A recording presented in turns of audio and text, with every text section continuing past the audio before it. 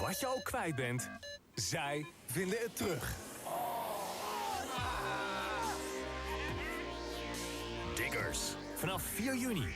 National Geographic.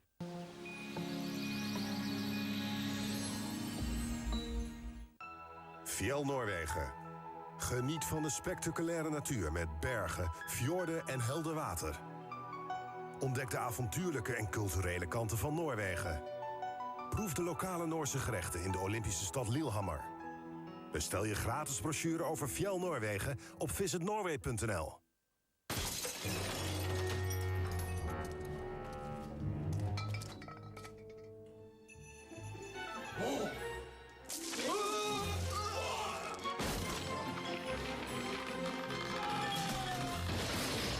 Stichting Opkikker zetten we echt alles in om gezinnen met een langdurig ziek kind de dag van hun leven te geven. Ook onze reclame. Daarom maken we hier Bas zijn grote droom waar. De hoofdrol spelen in Home Alone. Steun kinderen zoals Bas. Ga naar opkikker.nl en word donateur. Om eelt te verwijderen, de nieuwe spoedbehandeling van Scholl. 1 keer behandelen voor zachte en mooie voeten. Nieuwe spoedbehandeling voor eelt van Scholl en de wereld ligt aan je voeten. It is so nice to live in Holland. I have a very great job, I have very great colleagues, and I met my boyfriend in the supermarket. He was trying to help me finding ingredients for the boerenkool, and now we're living together. 4 years ago, I would never thought that things would work out this well. I just turned 22, and I never thought about HIV until I got the news that I was positive. I am Pablo, and this is my story.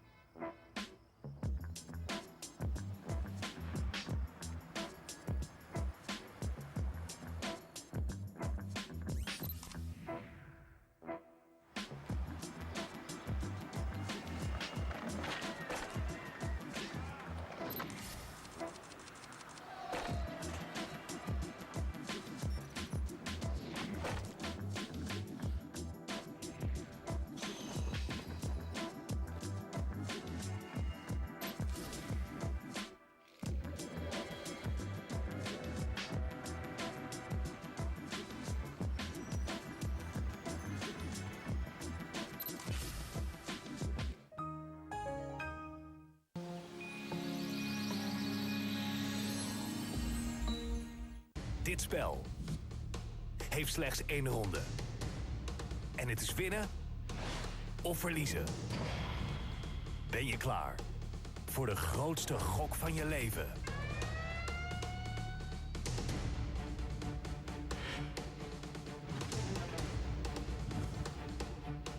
Neem plaats op het puntje van je stoel voor bloedstollende ontsnappingen.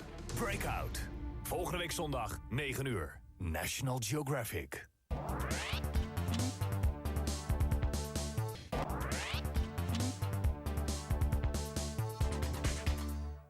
For us, the money doesn't fall out of the sky, it comes out of the sea. This is a cutthroat business. I don't give a shit what the old guys think about me. I want to make the most money. This is what I'll always do. Till they pry my cold dead hands off the wheel. Een nieuw seizoen Wicked Tuna. Vanaf 21 mei. National Geographic.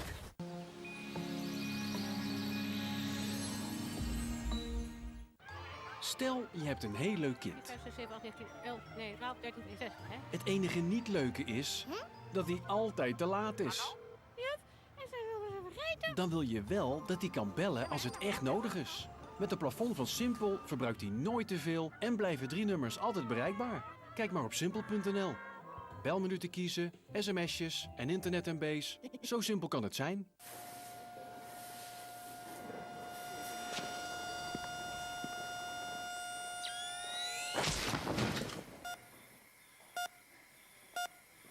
Hi. Hi. First impressions count. Nieuw Axe Hot Night Proof Gel. Extra strong. Plafond bereikt? Toch 3 nummers altijd bereikbaar. Ga snel naar simpel.nl.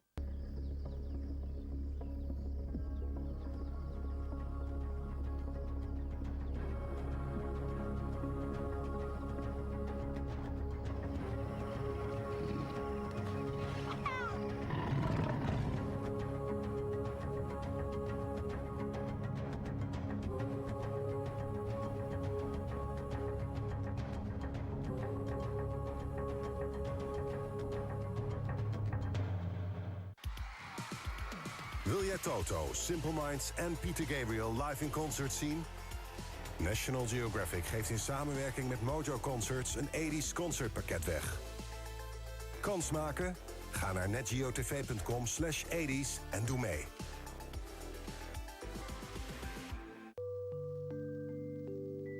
Je wordt verwacht. Maar wat mag jij van je toekomst verwachten? Zul je omringd worden met liefde? Zul je onbekommerd kunnen spelen? Je weg kunnen vinden? En opgroeien tot een evenwichtig mens? Maar wat als je moeder geïnfecteerd is met HIV? En de kans groot is dat jij het straks ook in je draagt. Heb je dan wel een toekomst? Met een beetje hulp kunnen wij zorgen dat die niet verloren gaat. Welkom op de wereld.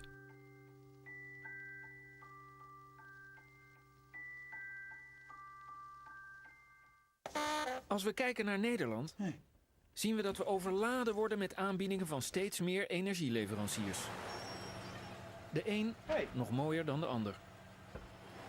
Wij begrijpen heel goed dat u daar onrustig van kunt worden. Daarom kunt u ons altijd even bellen voor een contractcheck. Dan kijken we samen wat het beste past bij uw situatie. Heel simpel. Heel erg bedankt. Zo, we zitten goed hoor! Essent levert.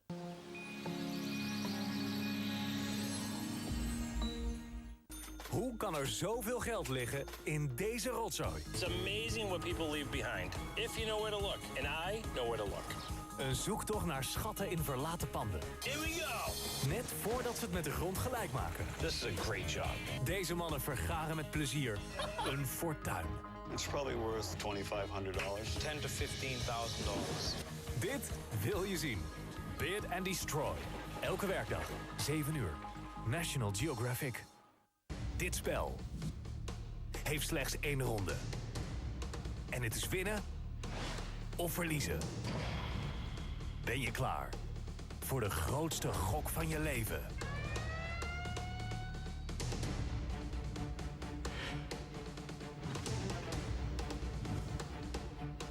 Neem plaats op het puntje van je stoel voor bloedstollende ontsnappingen. Breakout. Volgende week zondag, 9 uur. National Geographic.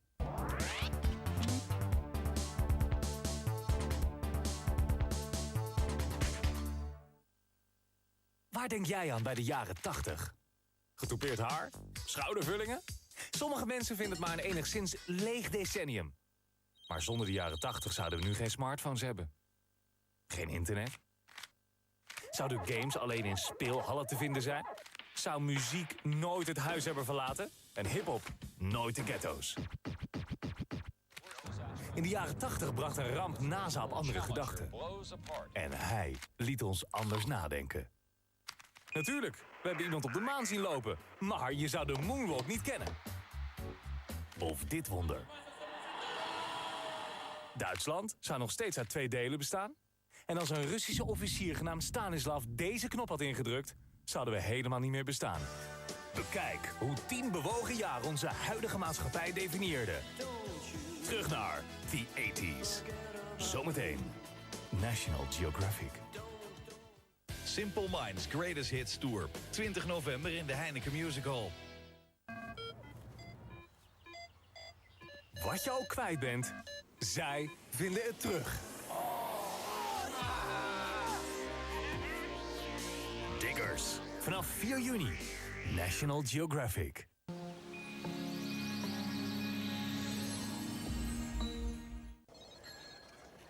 Attentie, hier volgt een aanbieding voor alle Vodafone-klanten. De iPhone 4. Nu de eerste 6 maanden voor maar $18,75 per maand. Natuurlijk zijn ook nieuwe klanten van harte welkom. Kijk voor de voorwaarden op Vodafone.nl. Power to you. Vodafone.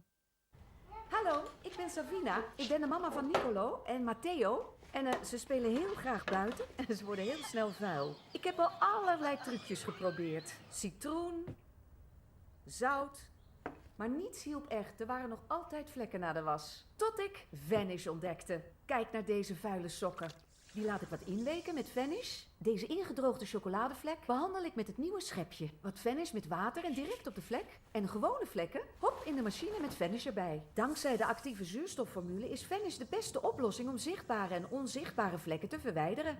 Fantastisch, zie je? Perfect. Geen vlekken. Daarom is Vanish mijn truc om vlekken te verwijderen. Vanish, vertrouw roze, vergeet vlekken. Nanga bwanji kudya konsumba yokazinga yabwi. Olonkuku then yopamba. Muvike bona krimu, karamella, ice cream, iveka bwino pamkotsi. Loopt het water je al in de mond? Doe dan in mei mee met het Dinner of Hope. Nodig al je vrienden en familie uit en red een baby. En verzamel zoveel mogelijk geld. Help Orange Babies. Ga naar dinnerofhope.nl. Exclusief bij Kruidvat. Mijn nieuwe boek, gratis bij 2 actieproducten. Zij van Ina staat werkelijk dag en nacht voor hem klaar. Sinds zij er is, komt hij vaker buiten.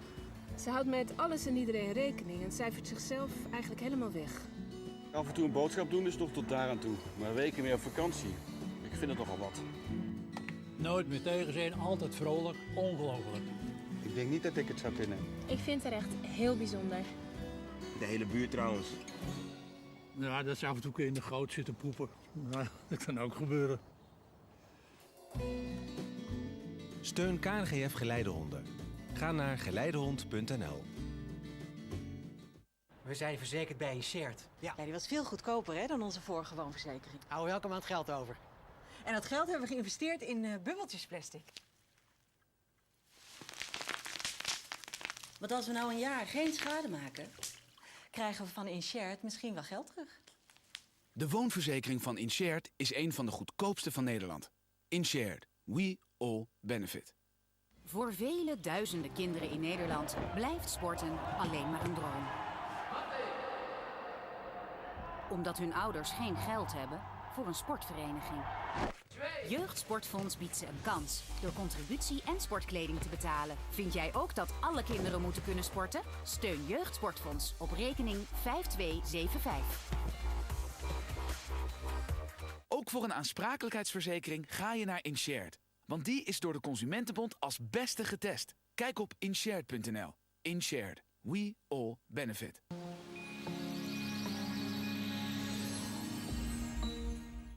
Hoe kan er zoveel geld liggen in deze rotzooi? It's amazing what people leave behind. If you know where to look. And I know where to look.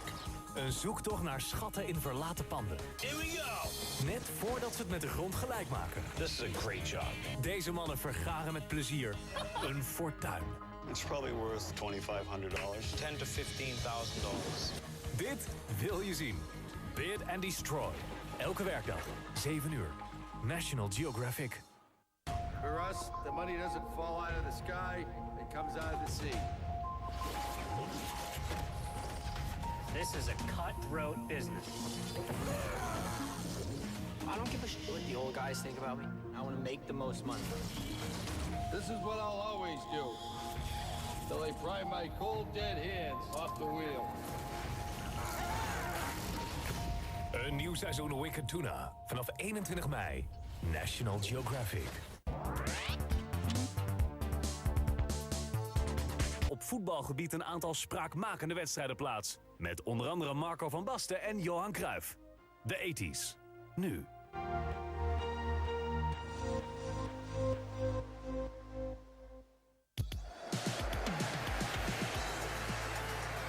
These are the greatest football moments of the 1980s.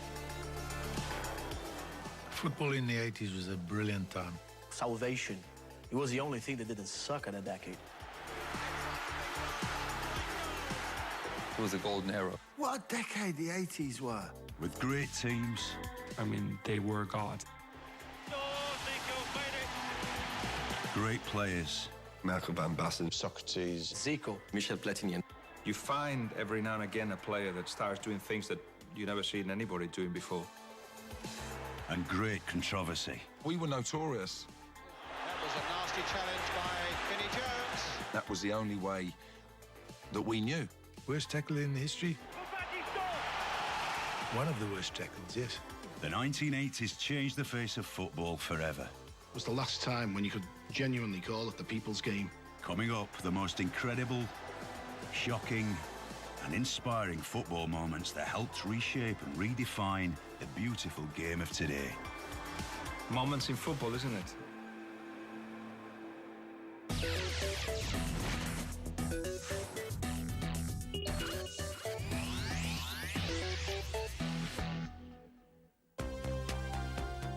Our first memorable moment takes place at the 1986 World Cup Finals in Mexico.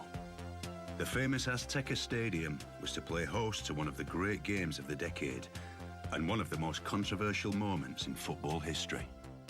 It's the quarter-finals, and England have been drawn against Argentina and its star player, Diego Maradona. First of all, the first half was very even Stevens. There wasn't a lot between the sides. The game was to spring to life in the second half, as Argentina took the lead with the help of some divine inspiration. Really, Maradona actually sort of played the ball in the box and went for a 1-2. And he was kind of running with full momentum. Little Hodgie, instead of kind of clearing the ball at the pitch, he ended up hooking the ball back towards our own goal. And of course, you know, it was totally unexpected that the ball was going to come over then. The ball dropped almost in front of where Maradona was running into, you know. I was just going to knock it 2 or 3 yards, get it away from the danger area. You have this extraordinary sequence of this 5'6" Maradona, this is 6'1" Shilton, both going for this ball. Now, the contrast in height would tell you that it's going to be pretty difficult for the 5'6" to get to that ball with the head before, you know, 6'1" goalkeeper manages to get there with his fists. Suddenly I realised that he had put it in with his hand. And you just think, right, you know, look round. Suddenly the referee ran up the pitch and the lines ran up. And what the hell's going off here? Moments in football, isn't it? Just a moment where actually you miss it for this match. Both either hitting the ball or hitting the face of Maradona. It could have been done, no problem. Some people do say, how can a little fella out-jump you and all this? But it wasn't a case of that. It was, I was getting the ball. I don't think you can blame Shilton for an awful lot in the world, but probably not for that. His famous phrase was part the head of Maradona and part the hand of God. There is something in that, in the sense that, you know, that there's something about the Maradona legend which he has fueled to a certain extent. You're talking about blurring the line between humanity and divinity. I don't think there's another footballer who's done it quite as much as he has. The hand of God. I mean, how can you honestly say that I put my hand up and in my head, a spirit came to me and God was that person who said to me, I can use my hand to knock it in the goal? I just think it was his way of saying, look, you know, I got away with it, really. There is a cultural thing here, though, which I think is important to understand, which is in Argentina, it's the gauchos, it's the cowboys, which is that, you know, if you can do something that brings you great gain and fame, and you get away with it. What they celebrated was, we got one up on you lot, you know. This is Falklands, you know, as Malvinas almost regained there and then. Maradona followed up his hand of God with a goal of immense skill, knocking England out of the tournament. A moment of sheer, sublime genius. Maradona would ultimately lead Argentina to World Cup glory. But even today, some still find it hard to forgive and forget. To my generation, he cheated us out of the World Cup. It's just a shame.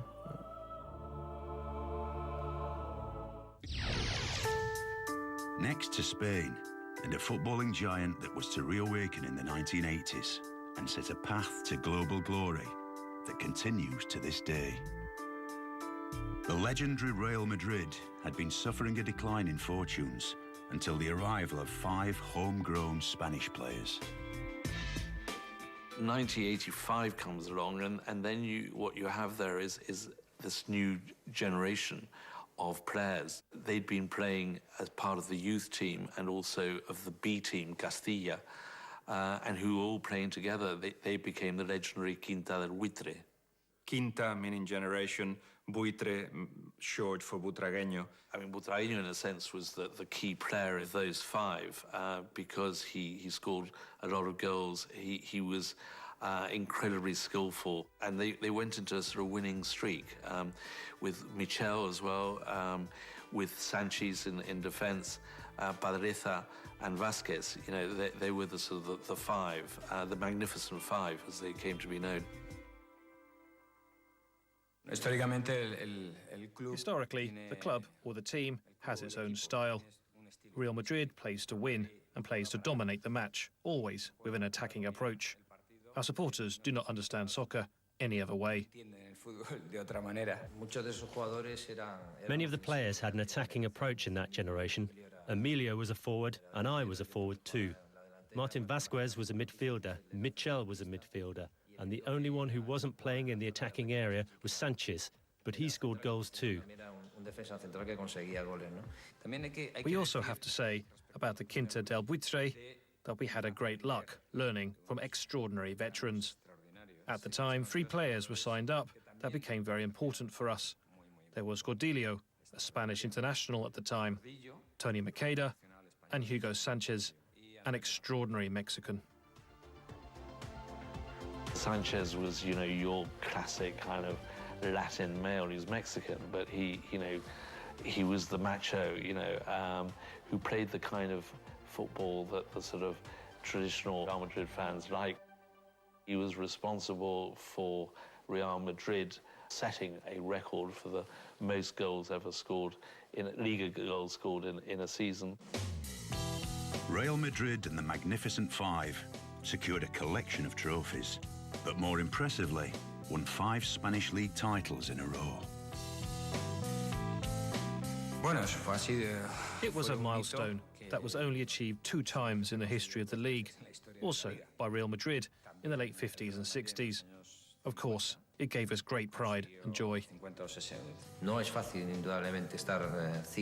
Undoubtedly, it is not easy to stay on top for 5 years in such a competitive league like the Spanish, dominating the league in a very clear way. To do it was marked like limestone and undoubtedly became one of the most admired eras. London's Wembley Stadium has witnessed many memorable moments, but few greater shocks than the 1988 FA Cup final. Liverpool, arguably one of the greatest club teams of the decade, were aiming to win another league and cup double. Standing in their way, the brute force of Wimbledon and its crazy gang. With Wimbledon, if you came off the field not having a bruise or two, or you've been hiding. Tackles used to fly in. Oh, that was a nasty challenge by Vinnie Jones. We were notorious, and if you weren't prepared to take on Mike Tyson, don't turn up, because we're going to come out blazing at you. And that was the only way that we knew. Liverpool may have had the skill and the history, but Wimbledon had their own secret weapon, Vinnie Jones. I think Vinnie Jones was one of the best things about the 80s. I think there was, I mean, people used to hate him. He was a pantomime villain, you know, and football needs that. I think that's what they miss when I speak to fans now, that we don't kind of add that character in the game anymore. Vinnie used to just like a good punch-up or something and get it over with, you know? He was an intelligent player who made maximum use of the skills he had. Vinnie Jones, Gascoigne's nuts. Turn around to him and say, listen to me, fat boy, you wait there, I'll be back for you in a minute. Gazza gave me a bit of verbals, and I just reached behind me and grabbed him by the nuts, and he got the picture. And the crazy gang certainly weren't going to let Liverpool's reputation faze them. They were playing at Wembley, a team that's won 4 European Cups. You know, it did, on the face of it, look like a mismatch. Liverpool, Wimbledon, they said it's the crazy gang meets the culture club.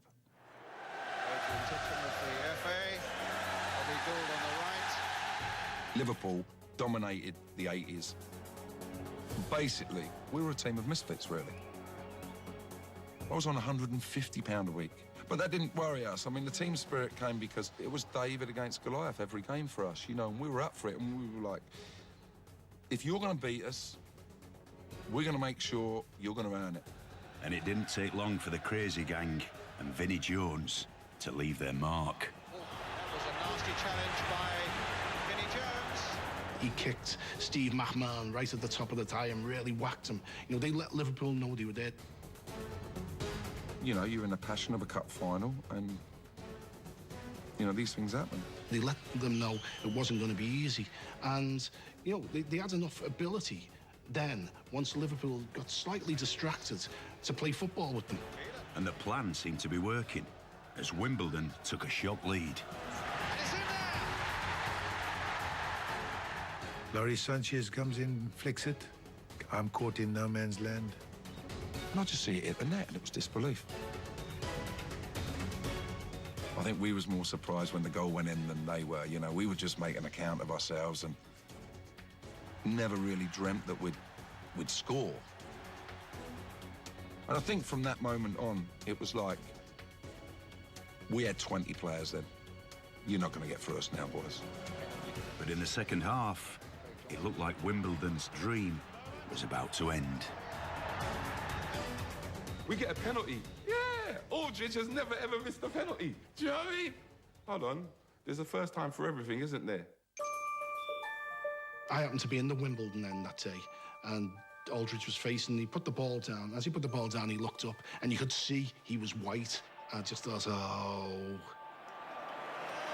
Saved brilliantly by Besant. It wasn't a bad penalty, you know, and the keeper, Besant's made a great save. It shouldn't happen to a Scouser. No one's ever missed a penalty at Wembley before. If we had scored the penalty, the whole game would have been different. Finish it off, and somehow or other, Wimbledon survived. But it was like miss after miss after miss. It's a good cross by him. There is the final whistle. Just to hear that final whistle, it was just, you know, you really did sort of think you was in a dream. You know what was brilliant about seeing Wimbledon win? Is that this was a team of lesser talents who were greater than the sum of the parts. And I think that's one of the greatest things in football. And Big Dave Besant lifts the cup for Wimbledon.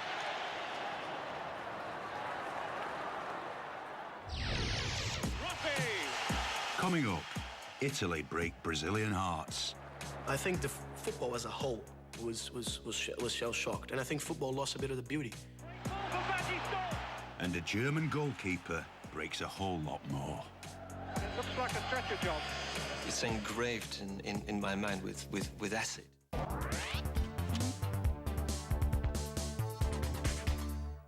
Dit spel heeft slechts 1 ronde. En het is winnen of verliezen. Ben je klaar voor de grootste gok van je leven?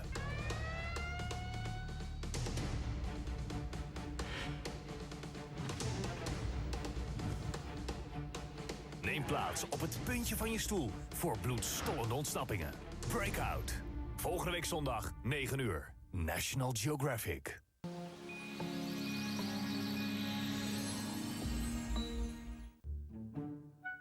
Soms kan er iets tussen u en uw partner in komen te staan.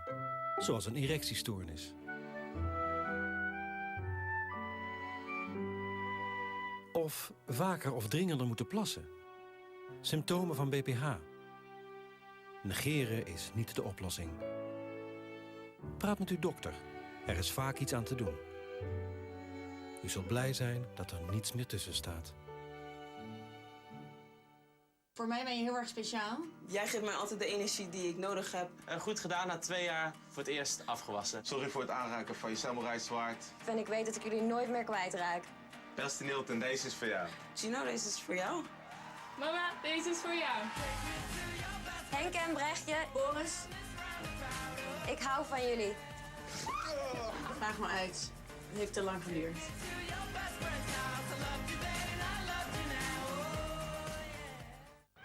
Stel, je hebt een heel leuk kind. 5, 6, 7, 8, 19, 11, nee, 12, 13, 14, 16, hè? Het enige niet leuke is dat hij altijd te laat is.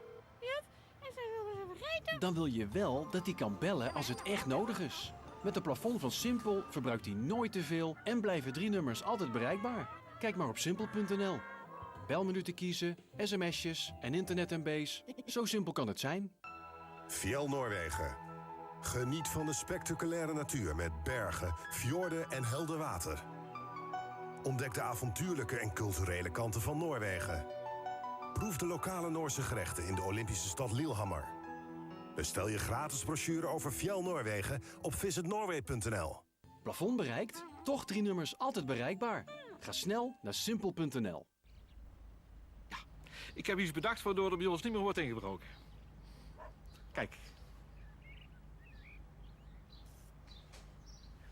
Een anti-inbraakgordijn. Zo lijkt het net alsof we altijd thuis zijn. Want als ik eind van het jaar niks hoef te declareren, dan krijgen wij misschien wel geld terug. En dat willen wij wel. Als we met z'n allen een jaar minder schade maken, kunnen we een deel van onze premie terugkrijgen. Inshared. We all benefit. Wil jij Toto, Simple Minds en Peter Gabriel live in concert zien? National Geographic geeft in samenwerking met Mojo Concerts een 80s concertpakket weg. Kans maken? Ga naar netgeotv.com/80s en doe mee. Bij Inshared is glasschade standaard mee verzekerd in de toch al lage premie van uw inboedelverzekering. Inshared. We all benefit. Mensen kunnen niet altijd helpen. Een hond wel. Doe 1 handeling. Geef aan Hulphond Nederland. Dan doet een hulphond er 70. Last van droge, ruwe hielen? Ontdek de hielklovencrème van Scholl. Je voelt het verschil al in 3 dagen. Probeer nu de hielklovencrème van Scholl. When you enjoy the moment instead of a pause.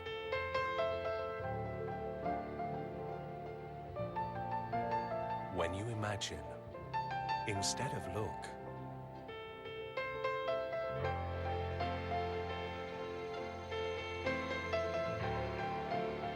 When you have a ritual instead of a habit. That's when you live happily.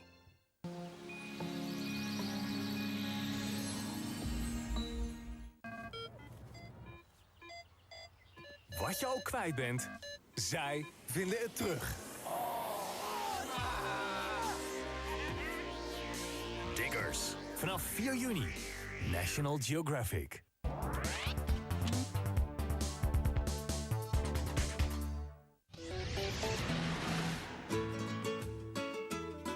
Our next great footballing moment of the 80s takes place in 1982.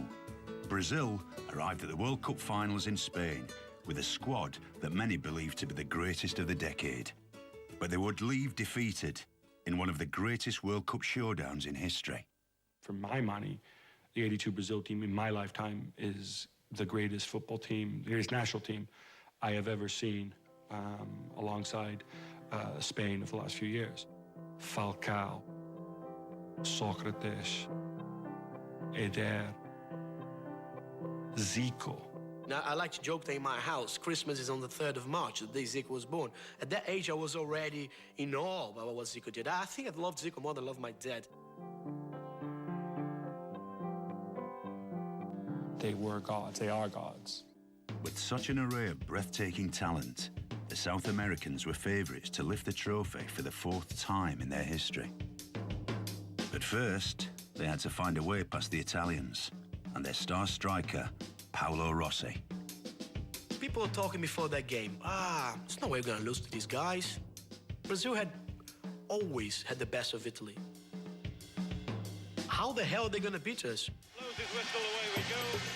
The Italians thought, right, you know what you're not going to do? You're not going to dance past us. You're not going to pass the ball past us. We're going to mount a challenge. Let's look at that game. They start, bad marking, boom, Rossi scores. Useful looking cross. It's 1-0. Italy. Rossi. Then Brazil goes forward, equalizes with Socrates. He's stuck with Zico. Didn't he do well? Socrates. Oh, 1-1. What a goal. Socrates. What they call tap-tap football. Bang, bang. Quick pass and move. They must have learned it on the beach, Copacabana beach for sure. And then Rossi scores again to make it 2-1. It's been given away. Here's Rossi. Oh, it could be a calamitous mistake. Boom, boom, boom. 2-2. Cereza's running up alongside him. So is Falcao, who's here. Falcao trying to set himself up for the shot. Oh, screamer! In the 74th minute, Rossi completed his amazing hat-trick to win the game for the Italians. He was a natural goal scorer. Apart from being a great finisher, his anticipation, you're most probably second or two quicker than the defenders. Look at the third goal. There's a Brazilian guy standing on the goal line after a corner, you know, playing Rossi on. So that's the kind of tragic beauty. They were brilliant going forward, but they defended like buffoons sometimes. Italy 3, Brazil 2. Brazil are beaten. One of the most dramatic and, I think, emotional victories the Italian national team has ever had. Rossi definitely the destroyer of Brazil. After the 1982 World Cup, I think the football as a whole was shell-shocked, and I think football lost a bit of the beauty. Brazil went home. Although they would go on and reclaim their World Cup crown in later years, the shock of the 1982 defeat is still being felt today. But 82 was the last great Brazil team as the ideal of Brazil, right? The oft-mentioned stereotype of the Brazilian players being superbly skilled. What I regret a lot about that game was football became a bit more boring, even in Brazil. I think, okay, we can't play like that. See what happened? Yeah, we had a great team, we had great football. Bam, we lost the World Cup. They thought we need to be more like the Europeans. Brazil changed after that. It's all over. It's one of the great victories of World Cup history. Next, one of the most shocking moments in football history. France are playing West Germany in the 1982 World Cup semi-final. With the two great European rivals fighting for a place in the final, the game was to become infamous for one of the worst tackles ever seen. It's imprinted with such force. You know, it's engraved in my mind with acid. The game was evenly poised at 1-1. When in the second half, France's Michel Platini sent defender Patrick Battiston through on goal. All that stood between him and glory was the West German keeper, Harald Schumacher. Schumacher didn't tackle Battiston, he flattened Battiston.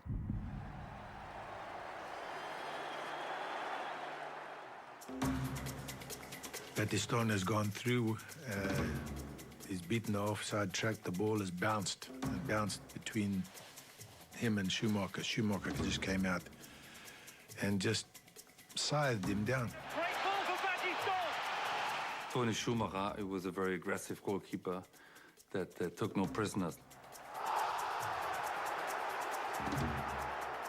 The goalkeeper, I think he had a big old tash and long curly hair, I think, and just come running over and literally jumped as if he was in the Grand National to go over one of the fences. You know, he wasn't nowhere near the ball. And it looks like a stretcher job. His version of events was the momentum was such that a collision was unavoidable. Battiston, I believe, broke a couple of vertebrae, lost his front teeth. That was one of the worst tackles you've ever seen. Worst tackle in history? One of the worst tackles, yes. What incensed the French even more was the referee didn't even give a foul. My face and that face of my father, who I was watching, must have resembled that of Michel Hidalgo's. You know, just going, what's going on here? Unfortunately, in sports, and especially football, bad tackles happen. In that very moment when it happens, it's just so fast that you can't accuse the player of planning that tackle. But it was a bad tackle. So I think he's the first one to realize that, and it's the first one to apologize for it. It was totally ridiculous. If that goalkeeper would have come out and done that, we'd have all gone over it. It'd have been a mass brawl, without a shadow of a doubt. And while he's lying there, you know, helpless, he's sort of waving his arm to try to get on with the game, you know, think you couldn't come up with a worse villain. And I just had to look at Schumacher, you know, the hair, the mustache, you know. And I felt a bit of sympathy for him as well. You know, you could see the adrenaline. He says, you know, I didn't mean to hurt you. You got in my way. But again, because Schumacher is German, nobody gave him the benefit of the doubt, and he became sort of this great, you know, satanic figure. Battiston was carried off the pitch, taking France's hopes of victory with him. I remember Michel Platini taking Patrick Battiston by the hand on the stretcher when they were going. It's an image that's absolutely one of the most awful images I've ever seen. To rub salt in France's and Battiston's wounds, Germany went on to win the semi-final in a penalty shootout.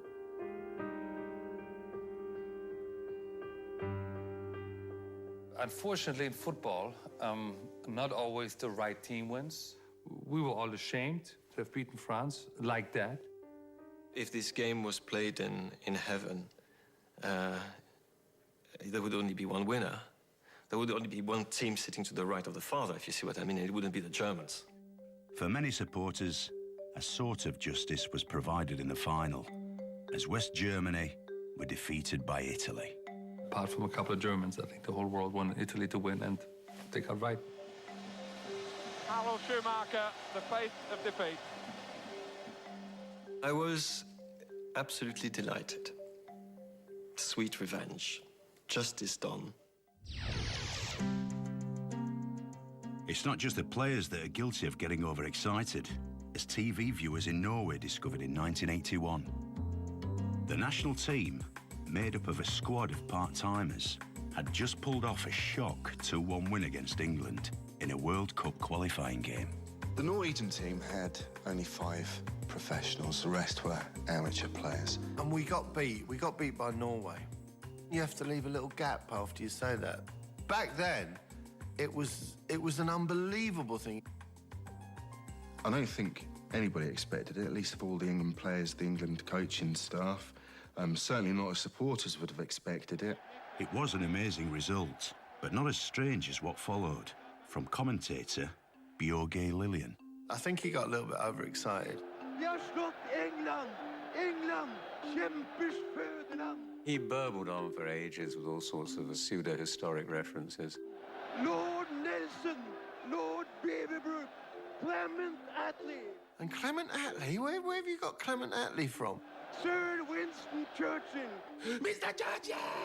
Mr. Churchill, wake up! Wake up! You have lost! You have been beaten! You have been crushed! Sir Anthony Eden! I think Anthony Eden, mate. And I think, wait a minute, mate, we're not sure who Anthony Eden is. Henry Cooper! Lady Diana! Wake up, Diana! Diana, you have lost! Maggie Thatcher! Can you hear me? Maggie Thatcher! Your boys took a hell of a beating. Your boys took a hell of a beating. I think if it was an England commentator, I don't even think we wouldn't have named any Norwegians. We'd have had to go to Sweden and start talking about ABBA. If I had to have the rant against the Norwegians, old King Olaf I'd have done King Olaf. Edvard Munch, would you? Yeah, you'd have gone Munch eventually. Your boys took a hell of a beating. It became legend, and to give our nation its due, became a huge success in this country. We thought it was hilarious. Coming up, France and its captain create Euro history. You find every now and again a player that starts doing things that you never seen anybody doing before. And how an Englishman beat the Brazilians at their own game. Now, remember my father came home, turn on the telly. Something special happened in America now.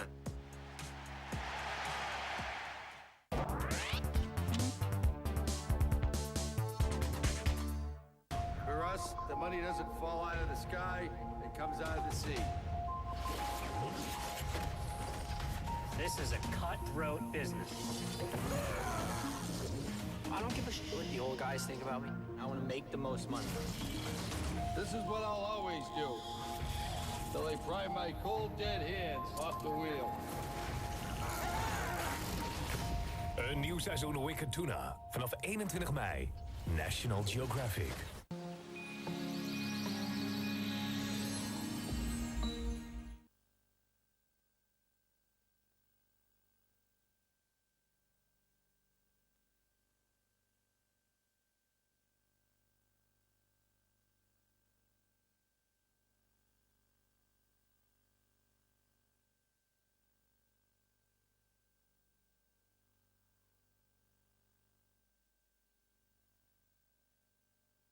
Multicopy, the communication company.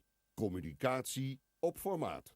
Ik ben Reinier van den Berg en als weerkundige hou ik me dagelijks bezig met klimaatverandering. Opwarming van de aarde, dat is een feit.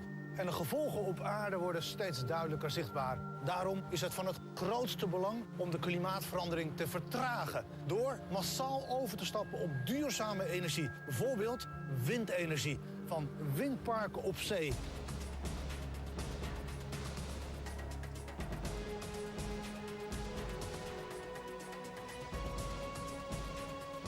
Op zee waait wind harder dan landinwaarts. Vanaf windkracht 2 wordt wind door de windturbine omgezet in een draaiende beweging van de rotorbladen. De generator in de gondel zet de beweging om naar energie als een soort dynamo. Een groot deel van de molen en de verankering in de zeebodem bevindt zich diep onder de golven. Windenergie is duurzaam, vermindert het verbruik van fossiele brandstoffen en kan Nederland op dit gebied onafhankelijk maken. Rond de windparken op zee mag niet gevist worden, wat tot een aantoonbare opbloei van de flora en fauna van het gebied leidt. Doe mee en investeer in Meewind om zo samen te bouwen aan deze windparken op zee. En daarmee aan een schone, duurzame toekomst voor ons allemaal. Meewind is een beleggingsfonds van Seawind Capital Partners en is opgenomen in het register van de AFM. Aan beleggen zijn risico's verbonden. Ga naar meewind.com/tv. Soms kan er iets tussen u en uw partner in komen te staan. Zoals een erectiestoornis. Of vaker of dringender moeten plassen. Symptomen van BPH. Negeren is niet de oplossing. Praat met uw dokter. Er is vaak iets aan te doen. U zult blij zijn dat er niets meer tussen staat. Meewind is een beleggingsfonds van Seawind Capital Partners en is opgenomen in het register van de AFM. Investeren kan al vanaf €1030 en geeft een verwacht rendement van 7 tot 10%. Aan beleggen zijn risico's verbonden. Ga naar meewind.com/tv en investeer mee.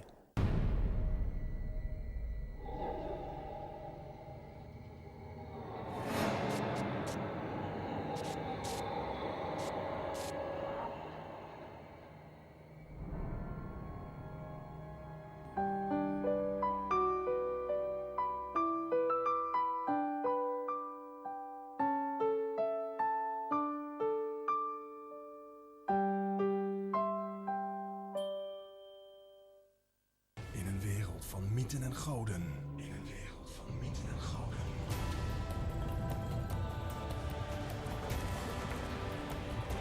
Vechten helden en hun bondgenoten in veldslagen. Om hun machtige rijk uit te breiden. En met hun allianties te heersen over Grepolis. Kies je god en bouw je rijk. Nu gratis op innogames.com.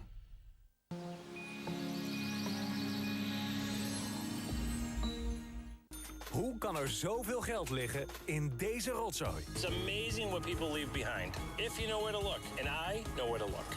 Een zoektocht naar schatten in verlaten panden. Here we go! Net voordat ze het met de grond gelijk maken. This is a great job. Deze mannen vergaren met plezier een fortuin.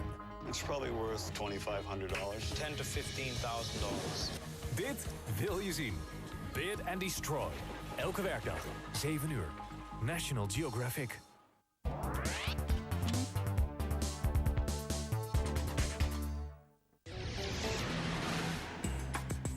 For our next greatest football moment of the 1980s, we move to Italy for one of the most dramatic European Cup shootouts in history. In the 80s, the Italian domestic league was considered the strongest in the world, with players like Platini, Maradona and Zico all gracing its stage. So when Roma played Liverpool in the 1984 European Cup final, at their home ground, the intimidating Olympic Stadium, it was a chance to finally demonstrate the Italian supremacy. The build-up to that game was beautiful. You going into Rome to play against Roma in the Olympic Stadium, and you think, wow, this is like the gladiator going into the Colosseum. And what better opponents than Liverpool, you know, the benchmark of that era. Now, 85% most probably Roma fans. It was daunting, again, but we all stuck together. And Liverpool soon drew first blood. Phil Neal gets a goal, you know, it's absolutely incredible. And from then on, really, you know, you're thinking, do we hold on to this? But the Italians struck back. Defender, crossed in once more, clicked on again. Pruzzo scored there, a bad goal from Liverpool's point of view. They let themselves down. And then the second half just sort of meandered to extra time and the penalties. And the 5 penalty takers will be nominated. For the first time in history, the final of the European Cup will be settled by a penalty shootout.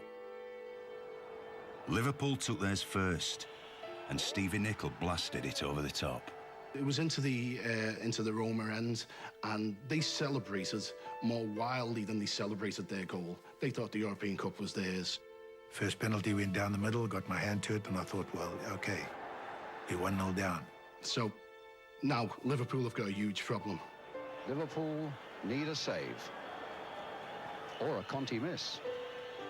Fortunately for Liverpool, the atmosphere was getting to Roma players too.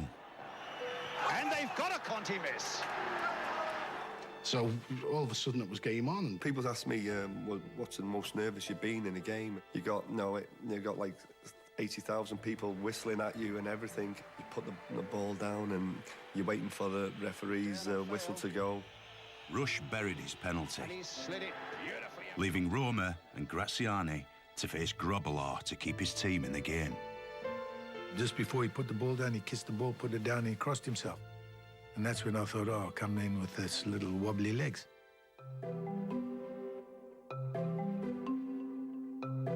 You know, my first thought was, what the hell's wrong with him? I thought that he'd lost it. You know what I mean? I thought that his nerve had gone. Do you know what I mean? I didn't know he was a psychological game that he was playing. I think that's genius. In that era, the rule was the goalkeeper could not move his feet until the ball was kicked. Well, if you have a look at that, I never. And then, of course, Graziani misses. You know, he was put off by it. Missed it! With that miss, Liverpool just needed to score their final penalty to win the cup. Liverpool are European champions! In the end, God was a Scouser once again. It's well done, Liverpool.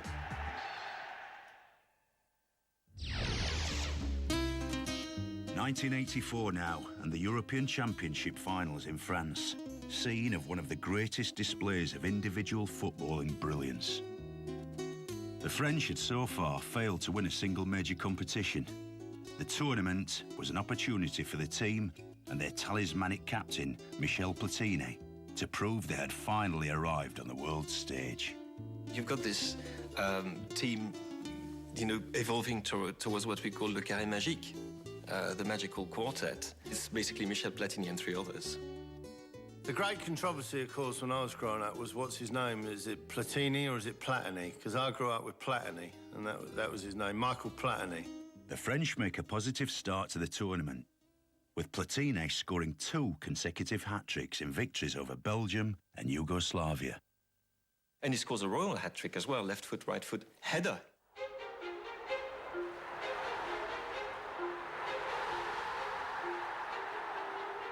You find every now and again a player that gives a new step into football, starts doing things that you never seen anybody doing before. Well, Platini, to me, was one of the all-time greats. He's a goal scorer from midfield, which is always tremendous, you know, from free kicks, but also from open play. But he was also a terrific passer. And he was a leader as well. Portugal await in the semi-final. A 3-2 victory in one of the greatest games of the decade, with Platini once more pulling the strings. This incredible game against Portugal, and Jean Tigana drawing every single ounce of energy he had left, and where he found it, I don't know. Still Tigana. Can he pull it back? But who is there to finish it?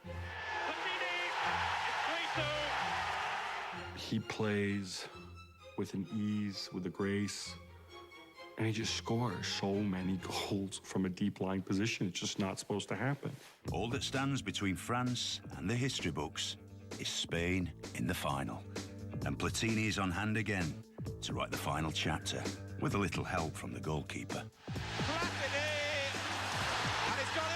Poor Arconada, who is one of the best goalkeepers in the history of Spanish football, just allowed it to go through his arms. A 2-0 victory, and the French are champions. Their peerless midfield has orchestrated a wonderful victory, with Platini their conductor. He's the only player in the history of the European Championships to have scored consecutive hat-tricks.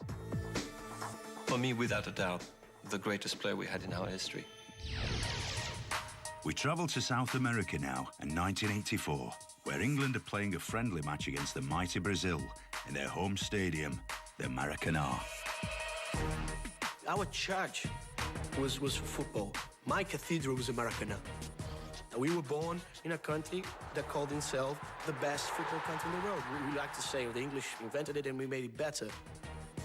But in that game, it was an Englishman who brought the stadium to life with his silky samba skills.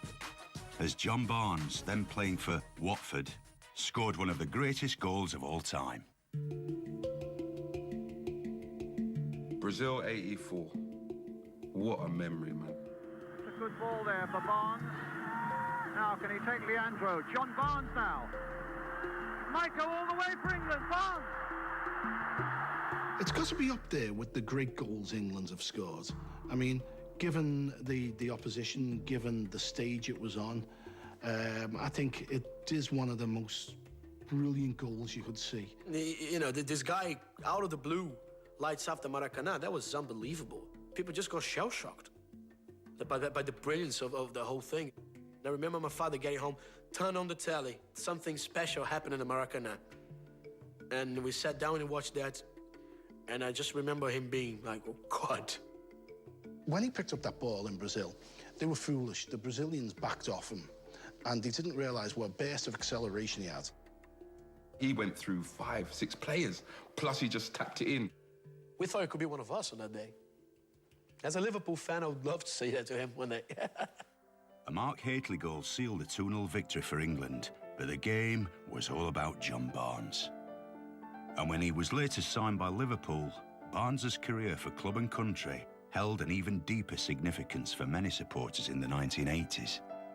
When Liverpool decided that they were going to pick up John Barnes, a black player, all of a sudden now, I wasn't a supporter anymore, just watching the game. I was a supporter who was on the pitch playing the game, because I was now being represented. Coming up, one man's right foot stuns the world. Tremendous goal! It was absolutely amazing, and I think that says everything about Michael van Basten, pure quality. And how one game helped change the face of football forever. Thomas, it's up for grabs now! Thomas! Probably the moments that you can see quite clearly where football will go in the 20 years afterwards.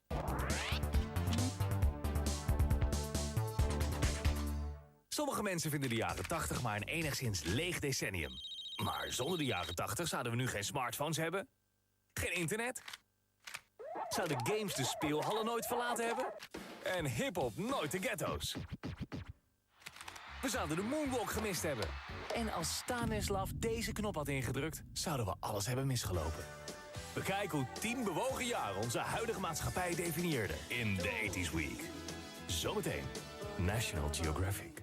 Simple Minds Greatest Hits Tour. 20 november in de Heineken Music Hall. Wat je ook kwijt bent, zij vinden het terug. Diggers. Vanaf 4 juni. National Geographic.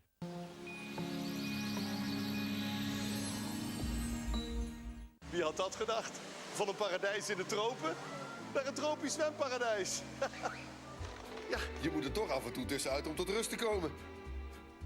Dat gaat niet. En dankzij Telfort kom ik pas echt goed tot rust. Want Telfort doet niet aan tijdelijke kortingen. Dus geen plotselinge verhogingen van mijn abonnementskosten. Zo weet ik dus precies waar ik aan toe ben. Wel zo rustgevend. Dat is dus de kwaliteit die ik gewend ben, maar dan altijd supervoordelig. Bij Telfort betaal je elke maand dezelfde lage prijs. Zoals nu een alles-in-één basispakket elke maand voor maar €38,50. Telfort, werkt in je voordeel.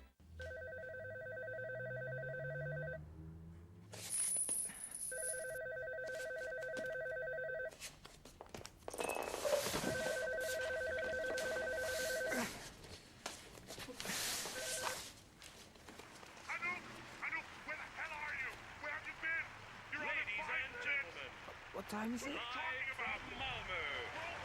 to the Eurovision Song Contest 2013. Mesdames et messieurs, en direct chez nous,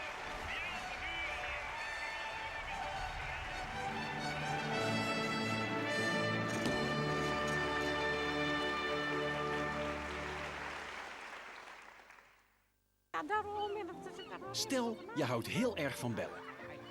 Met je moeder, met je vriendin, met je buurvrouw. Dan is dat bij Simpel heel simpel. Bij Simpel kan je heel veel bellen voor heel weinig. 250 belminuten voor maar €5. Kijk maar op simpel.nl. Belminuten kiezen, sms'jes en internet MB's. Zo simpel kan het zijn. Birds falling down the rooftops, out of the sky like rain. 250 belminuten voor maar €5. Ga snel naar simpel.nl. DVD's, foto's. We willen ons leven vastleggen. Maar voor het zover is, moet je eerst leven.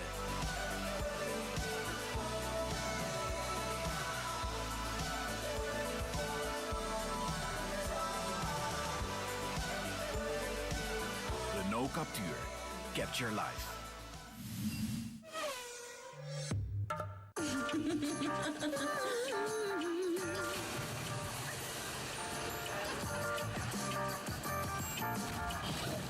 Hoe uw ideale last-minute vakantie er ook uitziet, Arke heeft hem.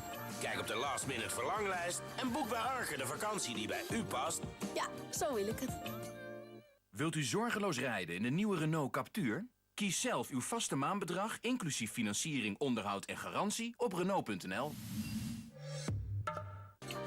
Boek nu last-minute naar de Azoren bij Arke. Ja, zo wil ik het. Nanga bwanji kudya konsomba yokazinga yabwi. Olonkuku den yopamba. Loopt het water je al in de mond? Doe dan in mei mee met het Dinner of Hope. Nodig al je vrienden en familie uit en red een baby. En verzamel zoveel mogelijk geld. Help Orange Babies. Ga naar dinnerofhope.nl. Wil jij Toto, Simple Minds en Peter Gabriel live in concert zien? National Geographic geeft in samenwerking met Mojo Concerts een 80s concertpakket weg. Kans maken? Ga naar netgeotv.com/80s en doe mee.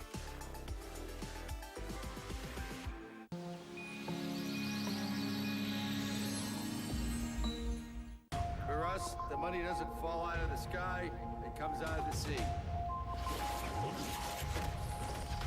This is a cutthroat business. I don't give a shit what the old guys think about me. I want to make the most money. This is what I'll always do, till they pry my cold dead hands off the wheel. Een nieuw seizoen Wicked Tuna. Vanaf 21 mei. National Geographic. Dit spel heeft slechts 1 ronde. En het is winnen of verliezen. Ben je klaar voor de grootste gok van je leven?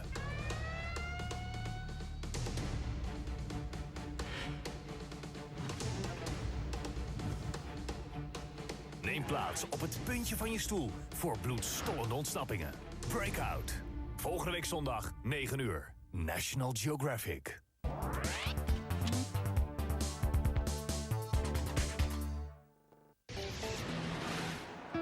We move now to the 1988 European Championships for our next greatest football moments of the 80s. A tournament lit up by one of the greatest goals ever scored by one of the greatest players of the decade. Van Buren played a lovely early ball in towards Van Basten. Oh! Tremendous goal by the Dutch striker. I think Michael Van Basten's most probably the best number 9 has been. He just could do anything. He was this big, tall guy who had this incredible grace. You know, they used to call him the Swan. Rarely had you seen somebody so big, so light on his feet, such a delicate touch. You know, he had everything that you needed. You know, coolness, a little bit of, you know, arrogance, great ability. And obviously, you know, he was playing in a great Dutch team. The Soviet Union awaited in the final, and Van Basten helped lead his team to victory with a goal that will be remembered to this day.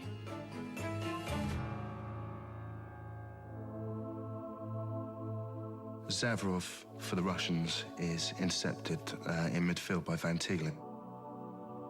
And he sweeps it out left to Murim. Ball sailed over from the left, and from a very narrow and difficult angle, he unleashed a blanking rocket. Unstoppable.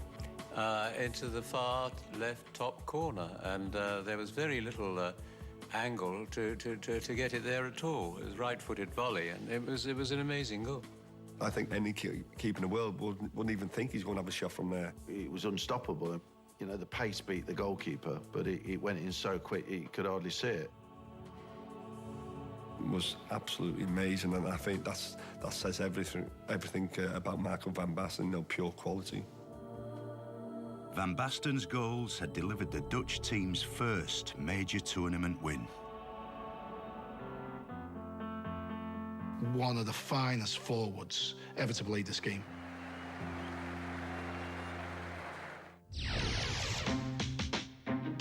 For our next great footballing moment, we move to Spain.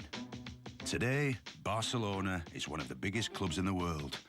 But in the 1980s, it was their great rivals, Real Madrid, who were dominating the league. The moment that was to help change the Catalan giants' destiny was the arrival of former player Johan Cruyff, returning to the Nou Camp in 1988, this time as manager. As a player, Cruyff was famous for his fluid and attacking style, something he was keen to replicate as Barcelona's manager. Cruyff obviously comes, in footballing terms, from the star of Ajax and also the star of the Dutch national team, both of whom were players of fantastic football, total footballers, it came to be known. Their whole football ideology was they could play in any position. You had a sort of choreography on the pitch, and I think he created that with Barcelona. Cruyff revives Barca and transforms the way that Barca play. He created the so-called dream team. The likes of Chique Begiristain or Vaquero, and of course Laudrup and Stoichkov. And you put to that as well the 3-4-3 idea of the dream team, where everything was about attacking. And the rest is history. It was a wonderful period in European football. Cruyff's first significant victory with his developing dream team came in the European Cup Winners' Cup in 1989, before finally delivering the ultimate prize, the European Cup in 1992. You talk to any Barca fan, that takes on historical proportions. It's Barca entering the big league there, you know.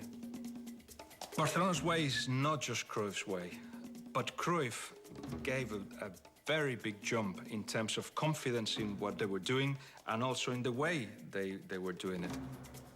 And Pep Guardiola just got a little bit of everything from all of his learnings from Johan Cruyff, all these learnings of being a Barcelona fan and a Barcelona player, and then just gave an extra push to Barcelona. You watch that dream team, you see the precursor there of the Barca that a lot of us now love to watch these days. You can trace back to the total football of the Dutch. We now move to May 1989 and Anfield, Liverpool, scene of one of the most dramatic games of the decade. Arguably the greatest club team of the 1980s, Liverpool faced rivals Arsenal in the last game of the English season. Arsenal needed to win by 2 goals to secure the title. Anything less, and the trophy would remain at Anfield. Liverpool had to not lose 2-0. That was all they had to do. It looked a relatively routine thing to do against an Arsenal team that was just maturing. If you look at the Arsenal, I don't think you will have many big names of players who would be thought as truly great players of the English game in that particular lineup. Most probably we thought we'd won before we kicked off, really, because there's no way Arsenal going to score 2 goals against Liverpool at Anfield. No, it's not going to happen, is it? But it seemed the long season, which included the horrific Hillsborough tragedy that had cost the lives of 96 Liverpool supporters, was beginning to affect the mighty Reds. It was a very difficult time the weeks before the Arsenal game. Hillsborough happened on the 15th of April, and the city, the fans, and the Liverpool team were all in a complete daze, and we're in a state of shock. So instead of a positive feel going out into the pitch, we were in like a limbo. There was nothing about the game that made you think, I think Arsenal could win this. First half, 0-0. We're doing okay. 2 minutes into the second half, they get a free kick. Has made a darting little run in there, and Smith! It squeezes in the post. The Liverpool players are surrounding the referee. I think it was symptomatic of the mindset of them. Instead of realising that it was more a problem with bad marking and ball watching, there was a bit of blame thrown going on. I was convinced, they weren't going to score another one. 1 minute to go. John Barnes goes to the right-hand side in the corner. That's it. Stay there, John. That'll do. Waste some time over that side. And then I look over and I said, what are you doing? But Barnes will not be denied. Yes, he will, by Richardson, moment ago, down and injured. Lukic grabs the ball, rolls it out to Bold. Bold goes, thank you very much, over the top. With just seconds to go, and Arsenal needing a goal, the moment came. Alan Hansen goes, oh my goodness. I'm going, should I come or should I stay? It's one of those times when it's almost in slow motion, and you see him, you sort of go into the goal and you think, no. And then Mickey Thomas does something that a lot of people can't understand how he did it. But Thomas charging through the midfield. Thomas, it's up for grabs now. Thomas. The ball, as it went in, it bobbled. It hit Bruce underneath and sort of bobbles up, and you think, they'll catch you. He had to try and get his toe underneath the ball to lift it over my leg side. And he did it. Genius by Mickey Thomas. And that's how he lost it. He kind of fell over and rolled a little bit like that. It was like one of them cartwheels fat girls used to do in the playground. Sorry. An unbelievable climax to the league season. Well into injury time, the Liverpool players are down absolutely abject. It was the biggest hold-up in the history of English football.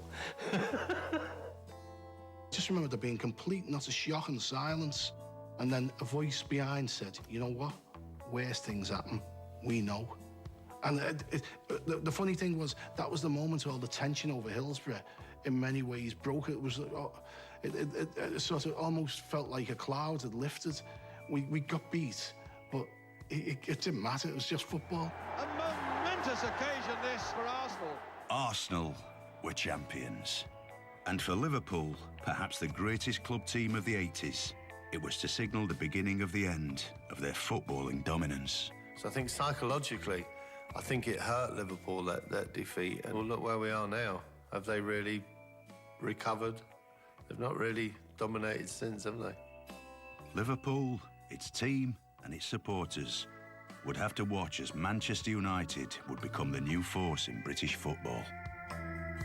Alex Ferguson blossomed into a great manager, and United created a period of dominance. They built up the stadium, they got more fans in there, they got more revenue, they looked at the merchandising and how they could improve it. Liverpool sat there and assumed that things would stay as they always were, and they changed out of all recognition. The 1989 Liverpool-Arsenal game shown live on TV also had a wider legacy, helping usher in a new era of global sporting coverage, revolutionising the face of the beautiful game forever. It was a huge event. It gave the television companies a taste of what live football, the effect of live football could have. It's probably the moment that you can see quite clearly where football will go in the 20 years afterwards and how it will leave behind what came before it.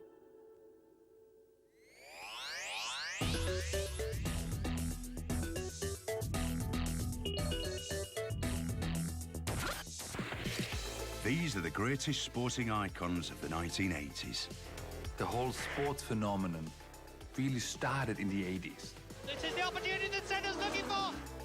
It was the decade when our heroes became legends. I'm a legend and an icon, but I don't really think of myself as that. You walked around like a superstar. You wanted to be treated like a superstar.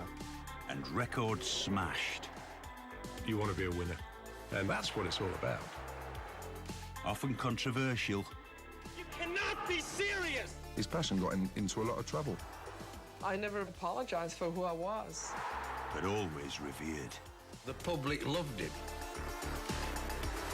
There was a hint of mad genius about him. These icons redefined their own sporting landscape. He was a human being who transcended completely what he did for a living and became something other. And influenced the sporting superstars of today. To me, it was the greatest decade.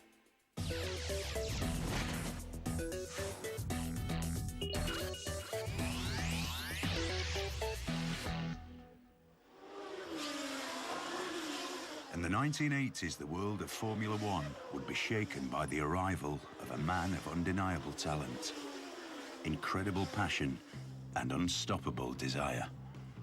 An icon from Brazil who would thrill the world. His name was Ayrton Senna. There was a hint of the sort of mad genius about him. He had something that other drivers didn't have, and that was way beyond driving skills. It was always this kind of like messianic thing around him. Senna joined Formula One in 1984, and in his first season, firmly announced his arrival with a stunning display on the rain-soaked Monte Carlo circuit. We had this tremendously wet race, and Senna starts in 13th position on the grid. Senna had never been to Monaco before, and so you've got the best driver at that time was Alain Prost. He's on pole position. He chases Alain Prost, a great professor, Alain Prost, in the streets of Monte Carlo. Senna has come up through the field. He started in 13th place and he's now 7th. Where other people are treading carefully, trying to save the machinery, you've got Senna just driving as fast as he possibly can and dominating a race. He's gaining on the leader, Alain Prost, and at this point, people are fairly disbelieving. And Senna challenging for that second place, and he's taken it. And Senna closes him down, closes him down, closes him down. He only knew one way to drive, and that was as fast as possible. And that was brave and skillful. Some of the risks he took with himself and with other people could be alarming. It wasn't that he took risks when he took cars over the limit. Senna was so intelligent, he knew exactly how far he could push the car. The race is eventually red flagged because of the terrible weather, but at that point, Senna is up to second place in the race. You could say that if it had gone on for one more lap, he would have won the race. So he's furious. He's robbed. He realizes, you know what? That's my calling card. No one's going to forget Monaco 1984, and no one is going to forget the name Senna. Senna's driving skills meant it wasn't long before he stood on the winner's podium. A feat he managed while driving for Lotus at the 1985 Portugal Grand Prix. He just left everybody looking as though they were standing still. It was a very hard race, even more difficult than last year at Monaco, because the conditions were a lot worse than Monaco. But Senna is perhaps best remembered for his rivalry with French driver and four-times world champion Alain Prost. Senna goes down the inside to take the lead from Prost. This is the opportunity that Senna's looking for, and he's going through. Ouch! Oh my goodness! That rivalry was Prost when we were watching very special men at work. Alain Prost, I think he just wasn't expecting Senna. I think that's really the heart of where the conflict comes from. I think he thought there's going to be a young boy here. He's going to be very quick, but I'm going to basically soundly beat him. Prost thinks he can contain Senna, but he realizes he can't. Senna delighted in winning, but he reserved his greatest love for his country and its people. One of the most iconic things for Brazilians was to see their driver waving the Brazilian flag. That was like, whoa. People started feeling, okay, this is one of us. Senna's daring approach to speed meant he was to dominate the hearts of Formula One fans in the 1980s. He was to win 3 World Championship titles, securing 65 pole positions in the process. Senna went on to thrill crowds until May the 1st, 1994, when he appeared at the San Marino Grand Prix. Senna had just moved to Williams from McLaren. A dark cloud had already overshadowed the race after the death of Austrian driver Roland Ratzenberger, killed the day before in an accident during qualifying. Tragedy was to strike once more, as on the 7th lap, Senna was killed when his car inexplicably left the track. You never expect to see a guy dying like that. That's something that still today I can't kind of come to terms with. Senna had, in his race suit when they found him, after the accident, an Austrian flag furled up, because his plan was to win the race and wave an Austrian flag, not a Brazilian flag, in honor of Roland Ratzenberger. The funeral was it was a huge national affair. I think there was 3 days of mourning declared in Brazil afterwards. I mean, he was an absolute god out there. If he left a great legacy, it was the legacy of safety, because Formula One cars now are just unrecognizable compared to the machines he drove, certainly in the 80s. If the word genius can be applied to what is done in sport, then it would be a bit hard to keep it away from Ayrton Senna.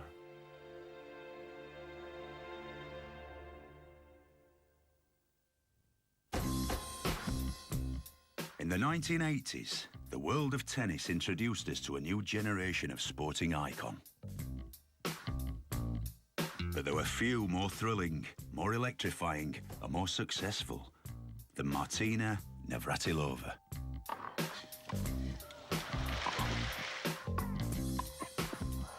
She was very different to most other female athletes in the world. Tennis to me is the epitome of skill and hand-eye coordination and athletic ability. There was no other sport that came close to that. Navratilova dominated singles, she dominated doubles, and she dominated in mixed as well. And that will never be repeated. Navratilova grew up in Czechoslovakia, a communist country that now only exists in the history books. Fearing the overbearing state would limit her ability to compete around the world, the young Martina made a life-changing decision. Martina realized that she couldn't fulfill her potential by staying in then Czechoslovakia, so when she was 18, defected to the States. It was a tough choice, of course, because I never knew if I was ever going to see my family again, and if I did, when. It turned out it was 4 years before I saw my mom, it was 5 years before I saw my dad and my sister. Now living in America, cut off from her immediate family, Martina threw herself into the sport she loved. She was a very different type of tennis player. I always liked coming to the net, always serving volleyed on grass. She was quite vocal, you know, she was showing her fist when she won a good point. A really emotional player, and she was wearing her heart on her sleeve. And Martina's influence off the court was equally as dramatic. 1981 was when I became a US citizen and also came out as a lesbian. She was one of the first players to come out and tell everyone that she was gay, and that must have been incredibly brave back in the early 80s. There was no really positive role models. It was a very negative connotation. So I made a great difference in many people's lives, not knowing I was doing that. But for me personally, it was difficult because when I was playing, there was a lot of people in the crowd that were pulling against me because of that. In the 1980s, Martina dominated the women's game, but saved her greatest affection for the grass courts of Wimbledon. The driving thing for me always was winning Wimbledon. You had, obviously, Martina ruling the courts, but you had Chris Evert on the other side, the darling of the tennis world. Chrissy was the all-American girl. She was one of the sex symbols of tennis back then. Martina looked very different to all the other women tennis players, and she played differently too. It's funny because I wanted the crowd to love me for my game, you know, and for who I am. But that didn't matter on the court because they saw this big, burly, you know, aggressive lesbian, you know, beating their sweetheart Chris Evert.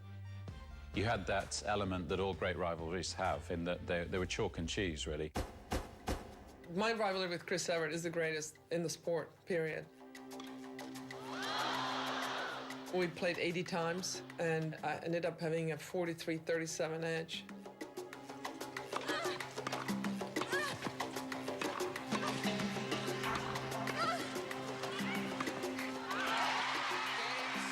In tennis, you're only as good as your opponent. Chris made me a better player, and I made her a better player, and that's what made that rivalry so special. Some records will never be broken, I don't think. The 9 Wimbledon singles, 74 match winning streak in singles, overall titles with 167 singles and 177 doubles. Nobody's going to touch that. And Martina's legacy still remains, as her tireless drive for equality in sport has led to today's women tennis champions enjoying financial parity with the men. Pay at the Grand Slams, I was a big part of that. I've been a big proponent of that from the beginning. The women have done a great job, and it's nice to be part of a sport that pays equal. And I think some of these young girls today don't understand why they have the prize money, why it's so famous. Well, just look in the history books and think about the 80s, who was the dominant player then. And there was a lady called Martina Navratilova that changed the game for the players of today. It's nice to be recognized as that, but for the most part, I just want to be remembered as a player that kind of played the sport, played the game the way it should be played. You know, just go all out.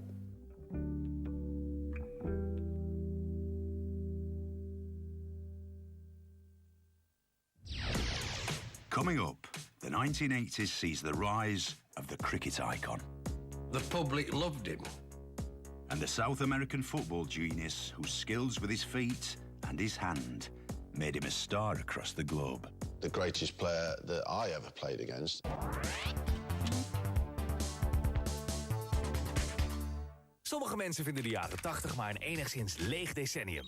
Maar zonder de jaren 80 zouden we nu geen smartphones hebben, geen internet, zouden games de speelhallen nooit verlaten hebben en hiphop nooit de ghetto's. We zouden de moonwalk gemist hebben. En als Stanislav deze knop had ingedrukt, zouden we alles hebben misgelopen. Bekijk hoe 10 bewogen jaren onze huidige maatschappij definieerden in de 80s Week. Elke werkdag vanaf 9 uur. National Geographic.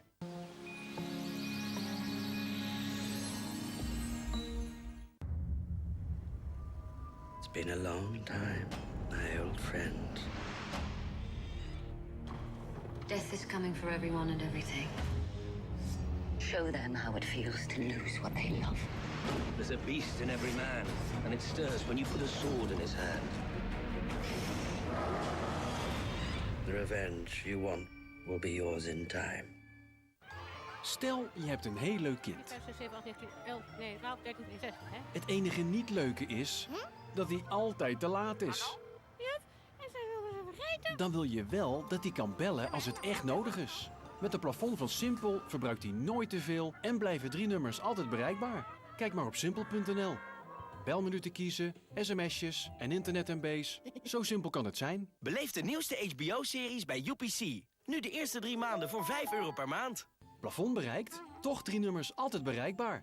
Ga snel naar simpel.nl.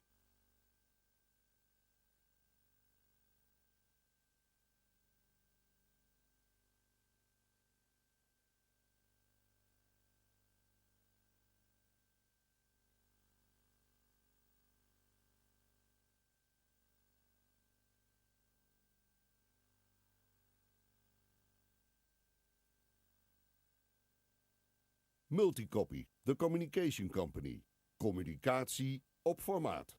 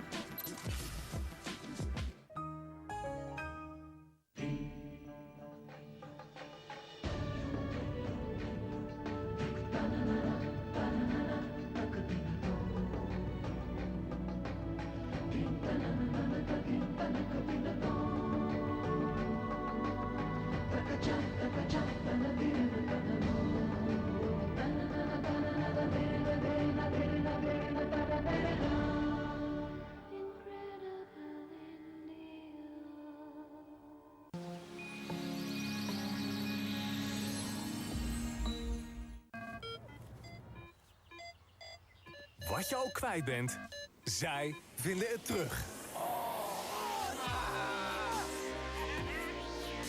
Diggers. Vanaf 4 juni. National Geographic.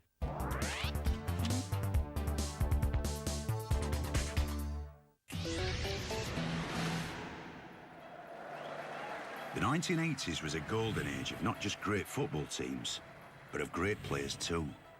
But there was one who was to leap head and shoulders above the rest. An Argentinian who was to rise from humble beginnings to not only conquer his sport, but to redefine its very language. A true sporting icon. Maradona was a creator of worlds. He was a sublime player. Maradona's balance was just ridiculous. The greatest player that I ever played against. Diego Maradona was born and raised in the Buenos Aires slums, but his talent with the ball meant he was destined to illuminate a much larger stage. If you're born into that, what do you end up doing? You either become a criminal, you become a priest, you might be lucky in joining the army, or you might be born with the talent to play football, which in Diego's case, he can thank God for. Somebody was saying, yeah, there's this guy, Maradona, who is supposed to be the best player in the world. I said, no, he can be better than Zico. But after being sent off in the 1982 World Cup finals and failing to make much impact with Spanish club Barcelona, many questioned whether the Latin American maestro would ever fulfill his potential.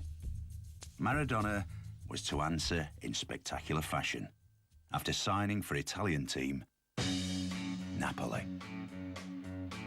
Maradona's move to Napoli was a shock.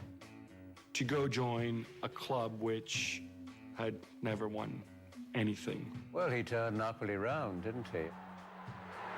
For him to win the league for Napoli was absolutely incredible.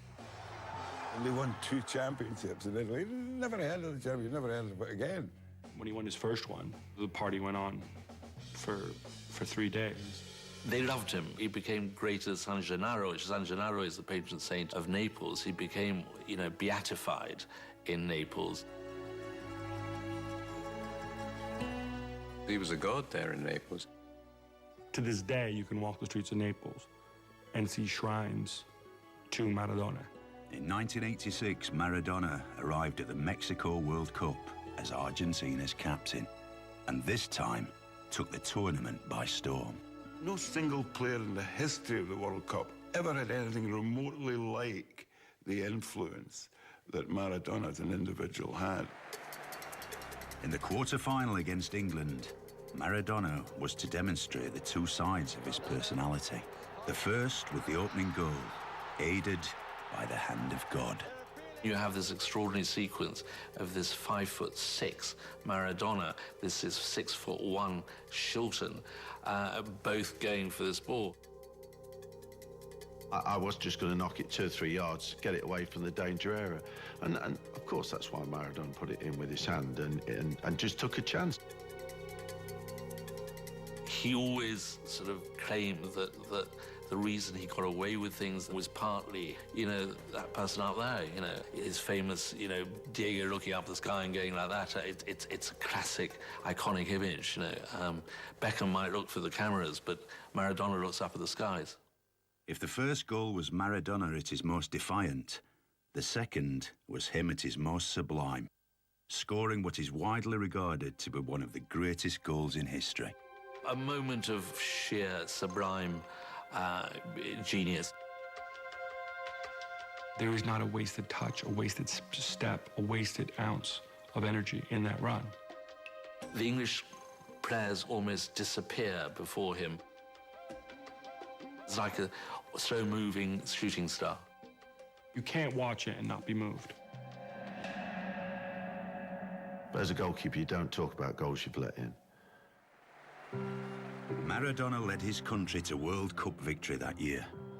It was far more important than can be conveyed by simply saying if they hadn't had him, they would have been greatly diminished. They would have hardly existed. Maradona is everything that the Argentines love to worship. The anti-hero who comes heroically and wins a World Cup for them, and he pretty much did. Maradona's talents helped pave the way for a new generation of Argentinian stars, including the football genius of Lionel Messi. Whether we could have had Messi without Maradona, I think probably not. I mean, what drives Messi is he wants to almost reach the pinnacle that Diego got. He hasn't done for his country what Diego Maradona has done for his country yet. You know, hopefully, he will. There was no one to touch Maradona. Right now, there's no one to touch Messi. It'd be quite interesting if you actually evaluated everything, how quick the game was, the pace of the game, the fitness of the players you were playing against. Maybe Messi would come out on top. You get people saying glibly, people who should know better, saying, well, Messi's better than Maradona. No. Maradona wanted to go into history, wanted to do it his own way, wanted to be the biggest star in the universe. Maradona was more than an icon.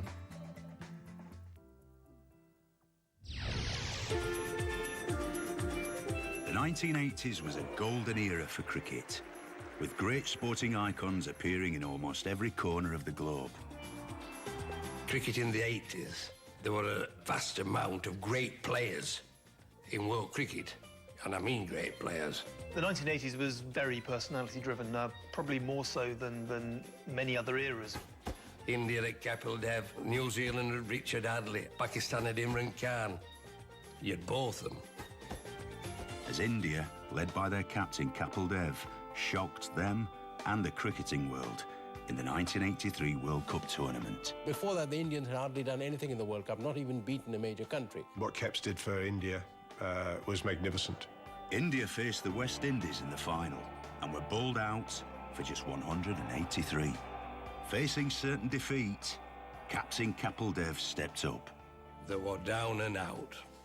And in that dressing room, in the interval, he said, look here, we are going to win it.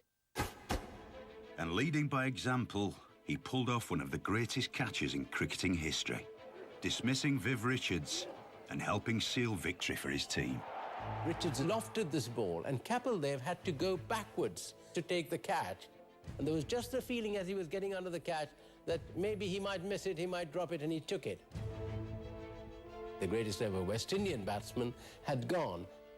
The Indian players just ran. They were so jubilant that Keppel ever made this magnificent catch.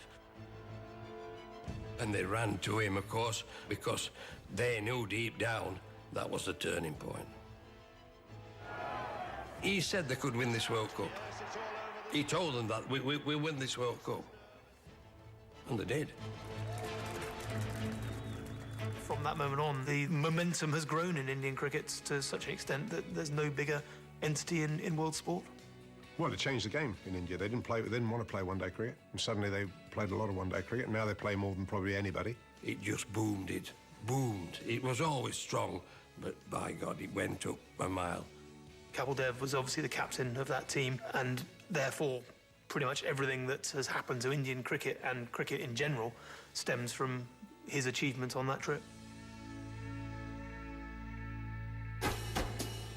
But in the 1980s, when it came to true match-winning brilliance, there was perhaps one man more than any other most deserving of the title of icon.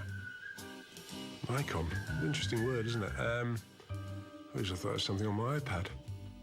Sport is about fantasy. Sport is about making magical moments seem like everyday affairs. And Ian Botham at his best could make you feel that. He will go down in history as one of the best all-rounders there's ever been in the game.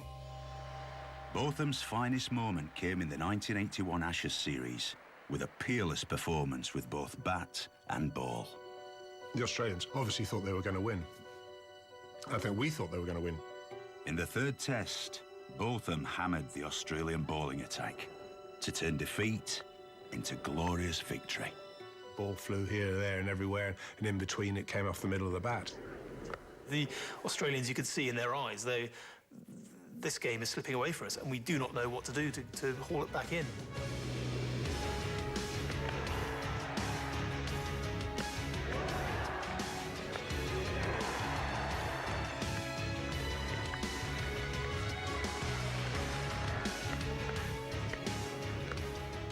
They had no answer. The 149 I got not out was probably the luckiest innings of my life. It was one of the great comebacks of all time. Against, probably if you had to pick a... Well, I know that if I had to pick a side to do it against, we did it against them. That's Australia.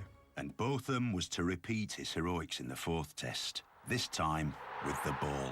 He knew what he needed to do to tweak the buttons of a rattled Australian team, and all it took was 1 wicket became 2 wickets.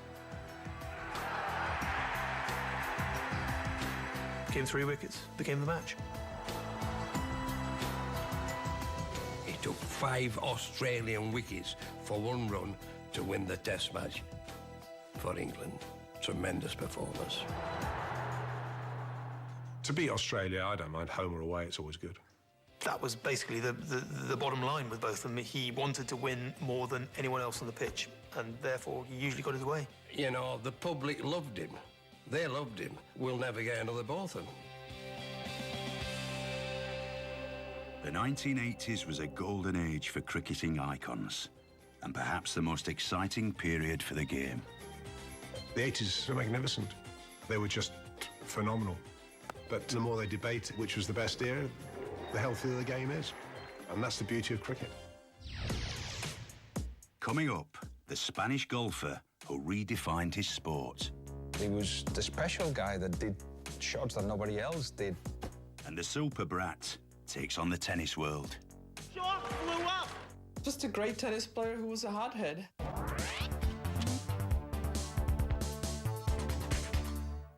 For us, the money doesn't fall out of the sky, it comes out of the sea.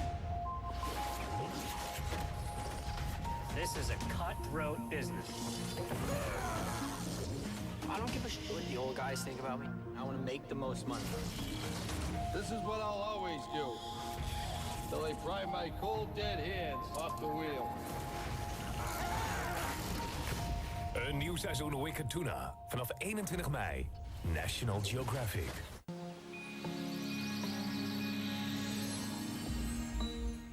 DVD's, foto's. We willen ons leven vastleggen. Maar voor het zover is, moet je eerst leven.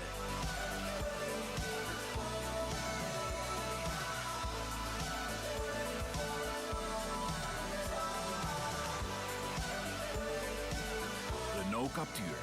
Capture Life. Keihard vakantievoordeel bij Vrijbuiter. Zoals de Ice Peak Soft Shell voor maar €39. Kijk snel op vrijbuiter.nl. Vrijbuiter. Wilt u zorgeloos rijden in de nieuwe Renault Captur? Kies zelf uw vaste maandbedrag, inclusief financiering, onderhoud en garantie op Renault.nl. Maar ook de pop-up tent nu voor maar €25. Vrijbuiter.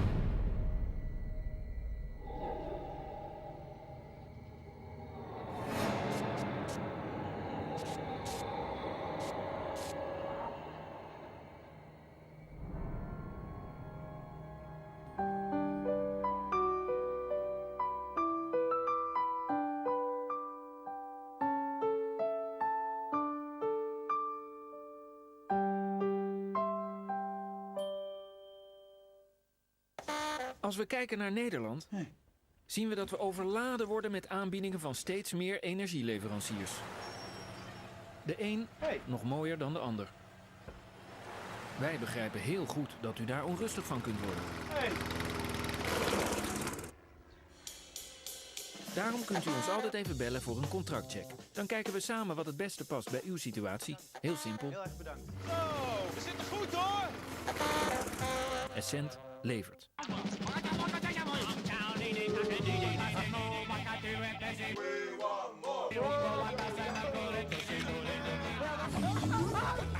Hey, doe mij er nog maar zo eentje. Nog meer? Ja, het is all you can eat, toch? All you can eat? Nee. Was alles maar onbeperkt. Bij Hi echt all you can tweet, post en WhatsApp. Dus zoveel berichten sturen als je wilt, zonder extra kosten. Hey, hoe moet ik nou appen dan? Nieuw toestel nodig? Nu bij Hi. Korting zolang je abonnement loopt. Wil jij Toto, Simple Minds en Peter Gabriel live in concert zien? National Geographic geeft in samenwerking met Mojo Concerts een 80s concertpakket weg. Kans maken? Ga naar netgeotv.com/80s en doe mee.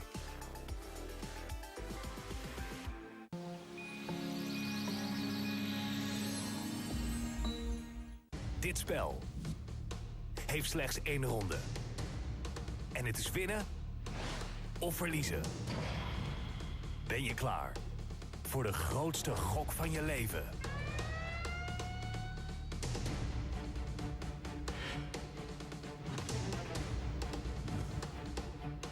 Neem plaats op het puntje van je stoel voor bloedstollende ontsnappingen. Breakout. Zondag 9 uur. National Geographic. Wat je ook kwijt bent, zij vinden het terug.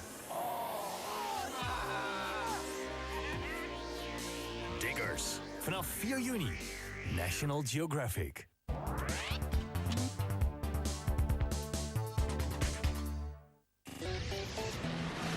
As the 1970s ended, it was fair to say the world of golf revolved firmly around the United States. But as the 1980s was to develop, so the dominance was to shift.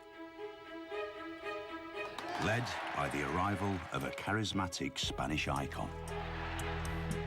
Severiano Ballesteros. It was like a roll of drums, that name. I think Sevi is the most extraordinary shot maker in the history of golf. He was royalty everywhere he went. He was just El Señor Seve Ballesteros, El Gran Seve Ballesteros. Born in northern Spain, Seve turned professional in 1974 at the tender age of 16. Just 5 years later, in 1979, he won one of golf's major tournaments, the Open. The following year, Seve followed it up with another major title, the US Masters. Before Sevi won the Masters in 1980, no European golfer had won it, and European golfers then won 11 of the next 20. So generally, he raised the bar. I just remember irresistible concentration. And of course, there's no point in dancing around it. He looked beautiful when he was playing. More titles soon followed. Another Masters trophy in 1983, another Open trophy in 1984, this time at Scotland's historic St Andrews course.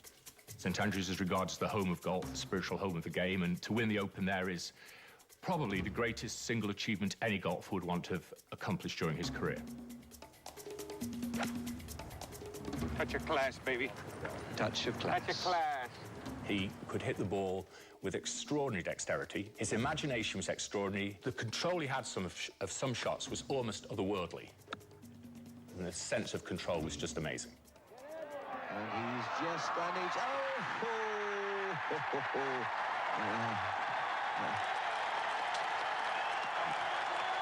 You think he enjoyed that one? Seve's fifth and final major trophy came in 1988 at the Open Championship, and he'd saved the best for last. The last round he played with Nick Faldo and with Nick Price, and Seve produced a 65. Surely he's never played a better round of golf than that. It was a bit like watching great racehorses closing in the last furlong, and here we go. He was the special guy that did shots that nobody else did. He just kept a very, very high level of performance on. It was just a magnificent round of golf.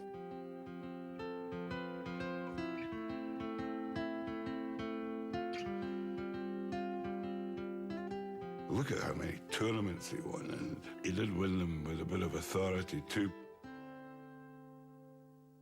Seve's individual brilliance also transferred perfectly to the European Ryder Cup team as he helped beat the Americans on their home soil in 1987. The 87 Ryder Cup was Seve at Excelsis. He was utterly amazing. It was mainly the sense of drama that got to us. He was mesmeric. He was just on the top of his game. He looked amazing. He was playing amazingly. Seve was one of the greatest golfers that we'll ever see, I think. Seve's influence in golf continued up until his death in 2011. But his legacy remains, as proved by the 2012 European Ryder Cup team, who marked his passing with a moving tribute. The best legacy that any great sportsman has is just the sense of his presence that reverberates in the spirit of sport after he's gone.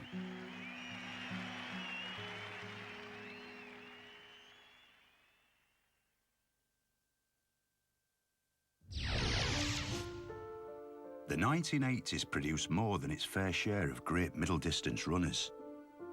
From Coe to Cruz to Cram. But there was one man from Morocco who raised the bar even higher, who inspired a nation and helped change the face of running forever. Saïd Owita. Saïd Owita. Saïd Owita. Oh, I can remember that man very, very well indeed.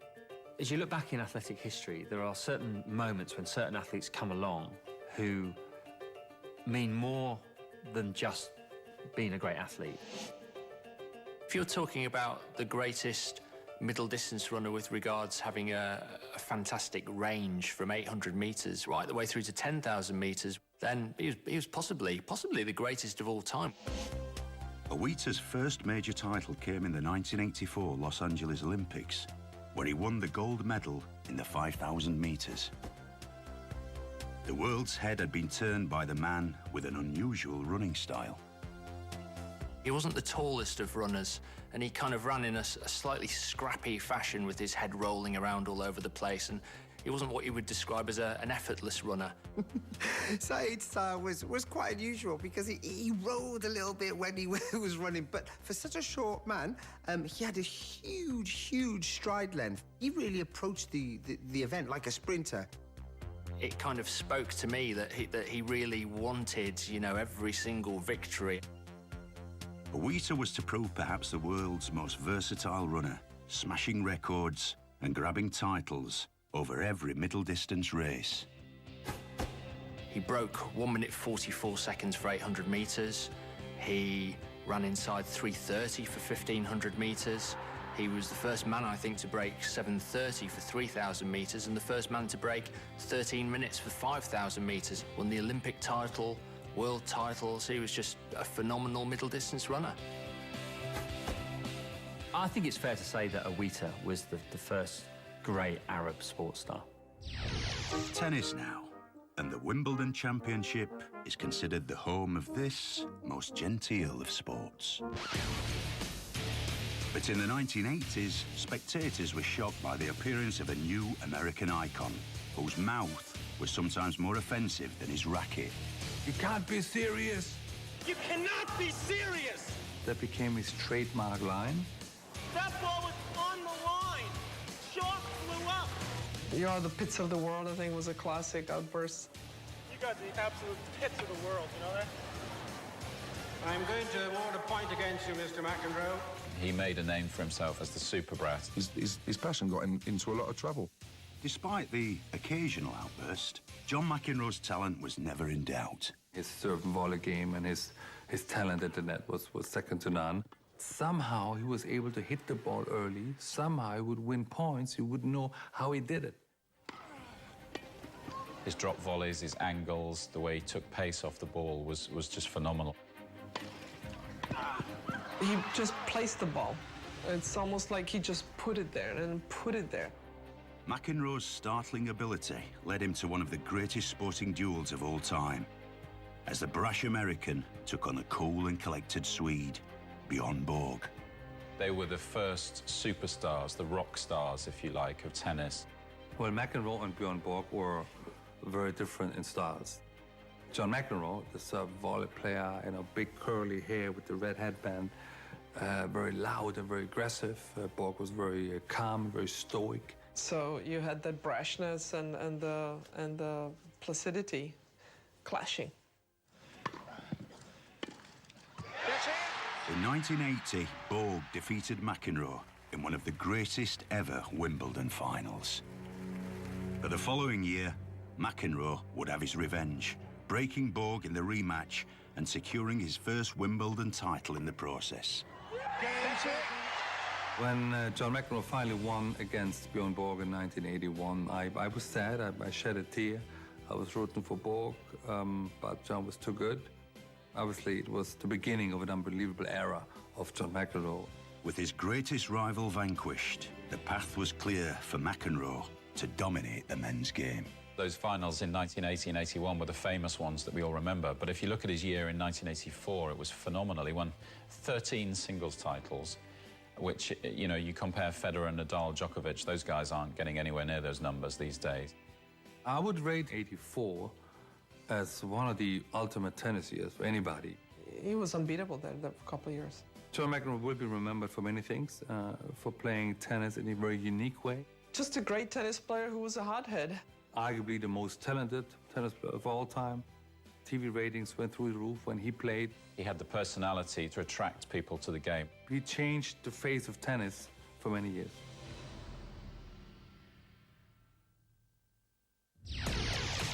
Coming up, the baddest man on the planet. It was just like the guy was a freak of nature. You know, I can remember in them days people say, he will never be beat. And a man who ran and jumped his way into Olympic history.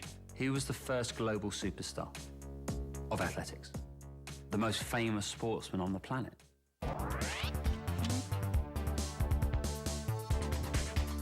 Sommige mensen vinden de jaren 80 maar een enigszins leeg decennium. Maar zonder de jaren 80 zouden we nu geen smartphones hebben, geen internet, zouden games de speelhallen nooit verlaten hebben en hiphop nooit de ghetto's. We zouden de moonwalk gemist hebben.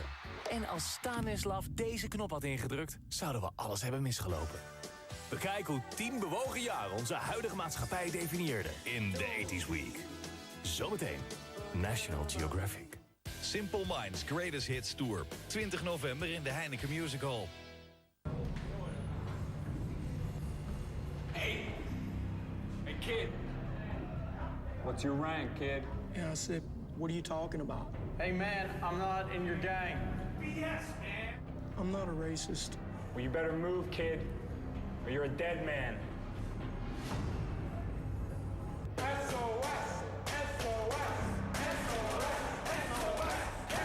At that point, I knew somebody's gonna kill me, or I've got to get out of this situation. But it's not gonna be that easy. We're in prison, you know.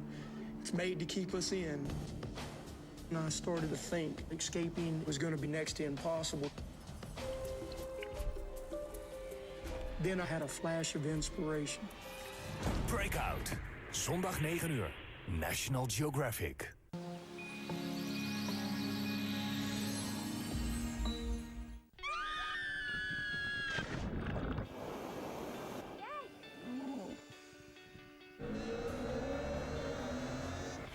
Wie zijn toch al die mensen? Dat zijn winnaars van het miljoenenspel. Want de afgelopen tijd zijn er maar liefst 9 nieuwe miljonairs bijgekomen. Miljoenenspel. Meer mensen, 1 miljoen.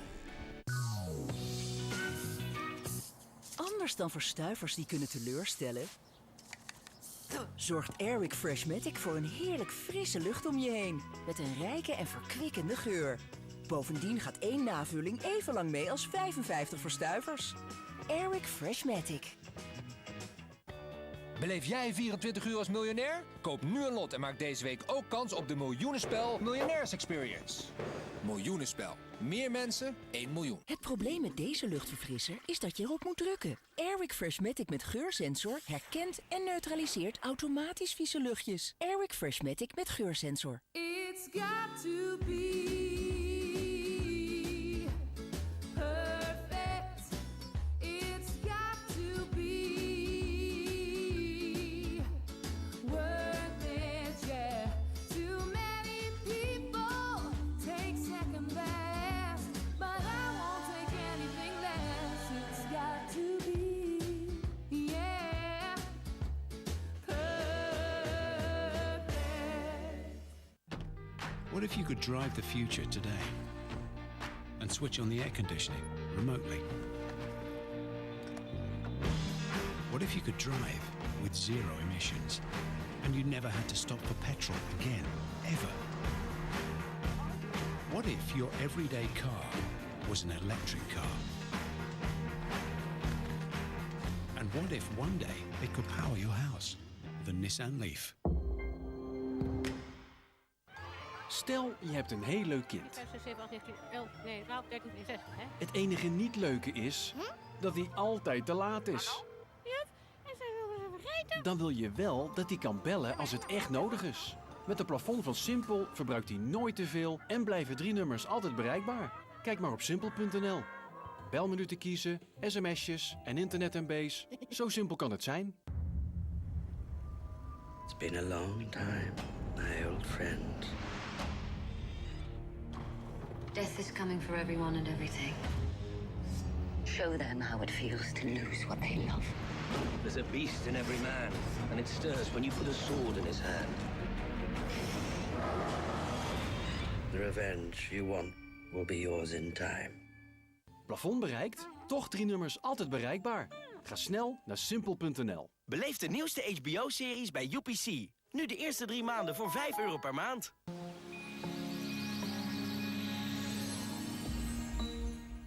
Hoe kan er zoveel geld liggen in deze rotzooi? It's amazing what people leave behind. If you know where to look. And I know where to look. Een zoektocht naar schatten in verlaten panden. Here we go! Net voordat ze het met de grond gelijk maken. This is a great job. Deze mannen vergaren met plezier een fortuin. It's probably worth $2,500. $10,000 to $15,000. Dit wil je zien. Bid and Destroy. Elke werkdag, 7 uur. National Geographic. For us, the money doesn't fall out of the sky, it comes out of the sea. This is a cutthroat business. I don't give a shit what the old guys think about me. I want to make the most money. This is what I'll always do. Till they pry my cold dead hands off the wheel. Een nieuw seizoen Wicked Tuna. Vanaf 21 mei. National Geographic.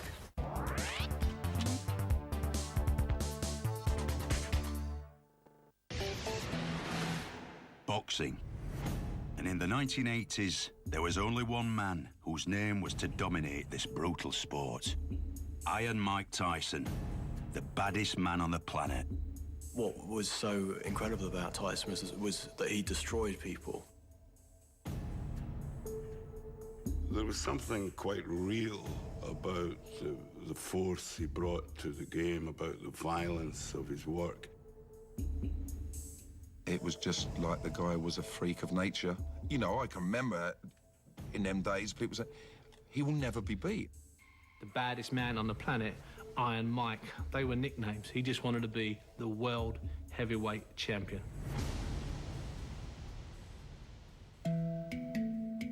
Plucked from the New York slums by legendary trainer Custamato, Tyson was molded into the ultimate champion. He'd been shaped and channeled, basically to destroy. That was what he was programmed to do, and that's why it's so many problems later on in life. You're gonna do real damage. When he hits here, his life will bring it down. Even if he's got his life bring it down, bang, over here. Bang, with the left hook here or here. See? In 1986, after a succession of crushing victories, Tyson faced world heavyweight champion Trevor Berbick for the WBC title at just 20 years of age. Trevor Berbick was one of the best. He was naturally strong, he was naturally big, he was naturally confident, and he could bang. The whole thing about Tyson was every time he was taken to the ring, he was basically let off the leash to destroy.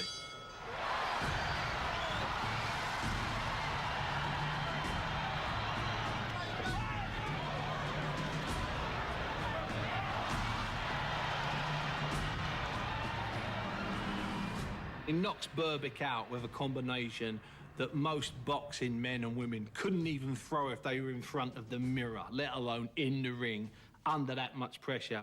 To have someone burst onto the scene who's 20 and basically decapitate the heavyweight champion of the world, it's just extraordinary.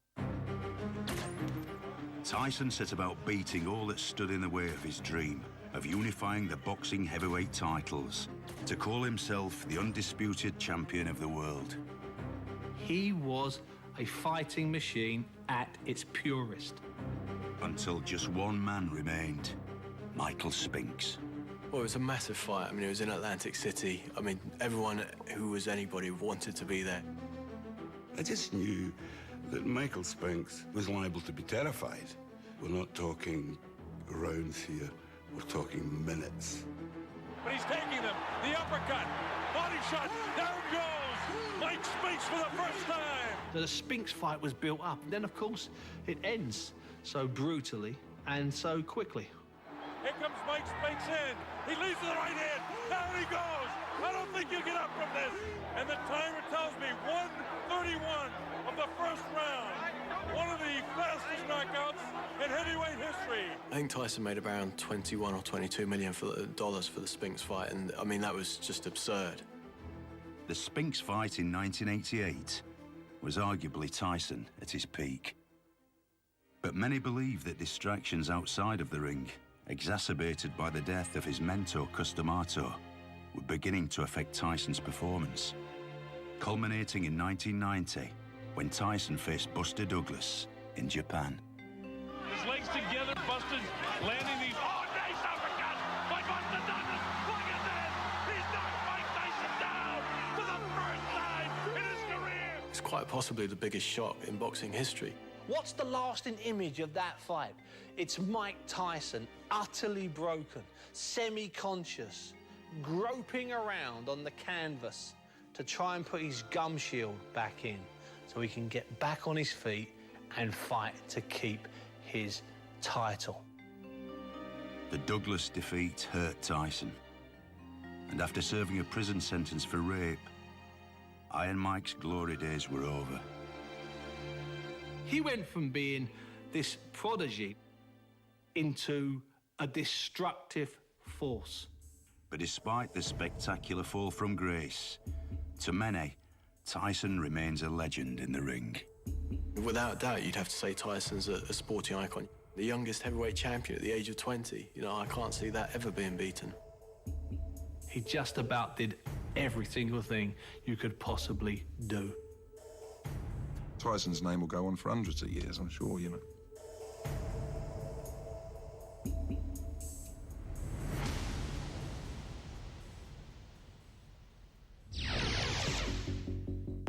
It's the enduring debate. Who's the greatest? Who's the fastest? Who's the best? In the 1980s, on both the track and the field, one man laid claim to all these titles and more. He was Carl Lewis. He was everything any young aspiring athlete in the 80s wanted to be like. He was fast, he was athletic, he was famous. The achievements, the style with which he prosecuted a great talent were unforgettable. He was the first global superstar of athletics, the most famous sportsman on the planet. You'd have really recognised Carl Lewis's talent from way back in 1981. Then he went in 1983 and won 3 world titles. And then he set himself the target of matching Jesse Owens, which was, of course, winning the 100 metres, 200 metres, the 4x1 relay, and the long jump.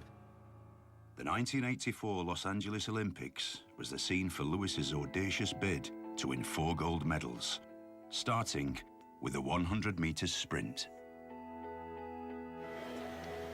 On your mark.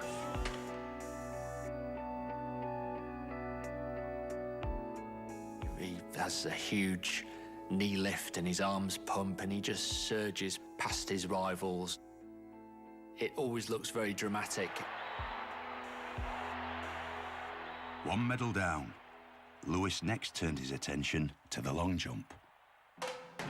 It is the riskiest event. He's thinking to himself, right, I really can't go hell for leather because I could pull a hamstring, I could twist an ankle on takeoff. I've got to be safe, conserve my energy, but still win a gold medal. That's tough.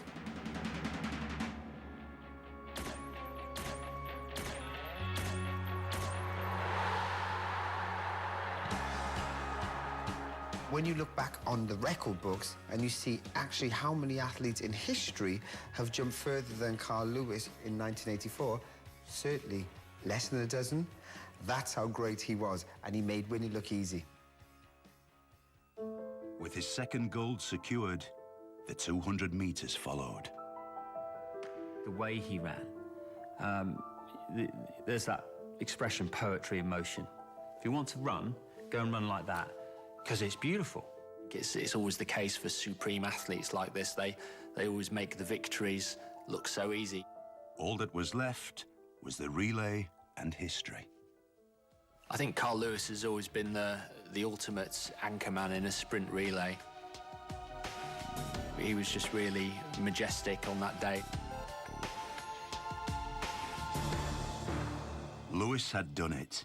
4 gold medals. I'm happy. See you later. Thank you.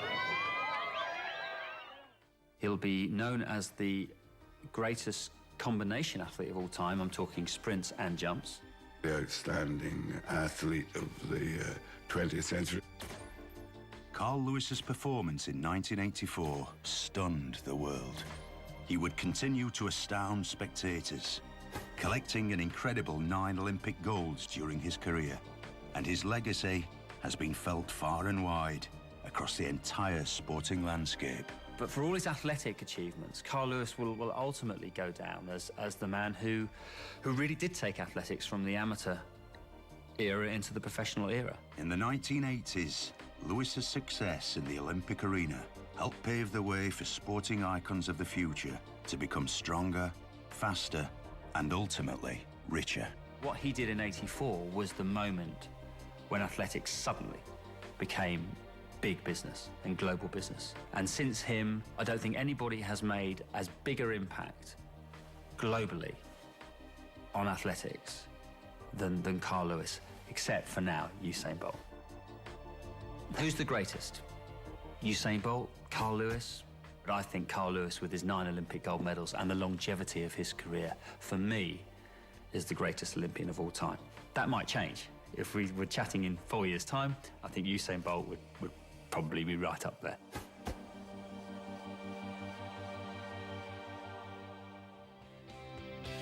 In the 1980s, our greatest icons changed the way their sport was played and viewed by the world.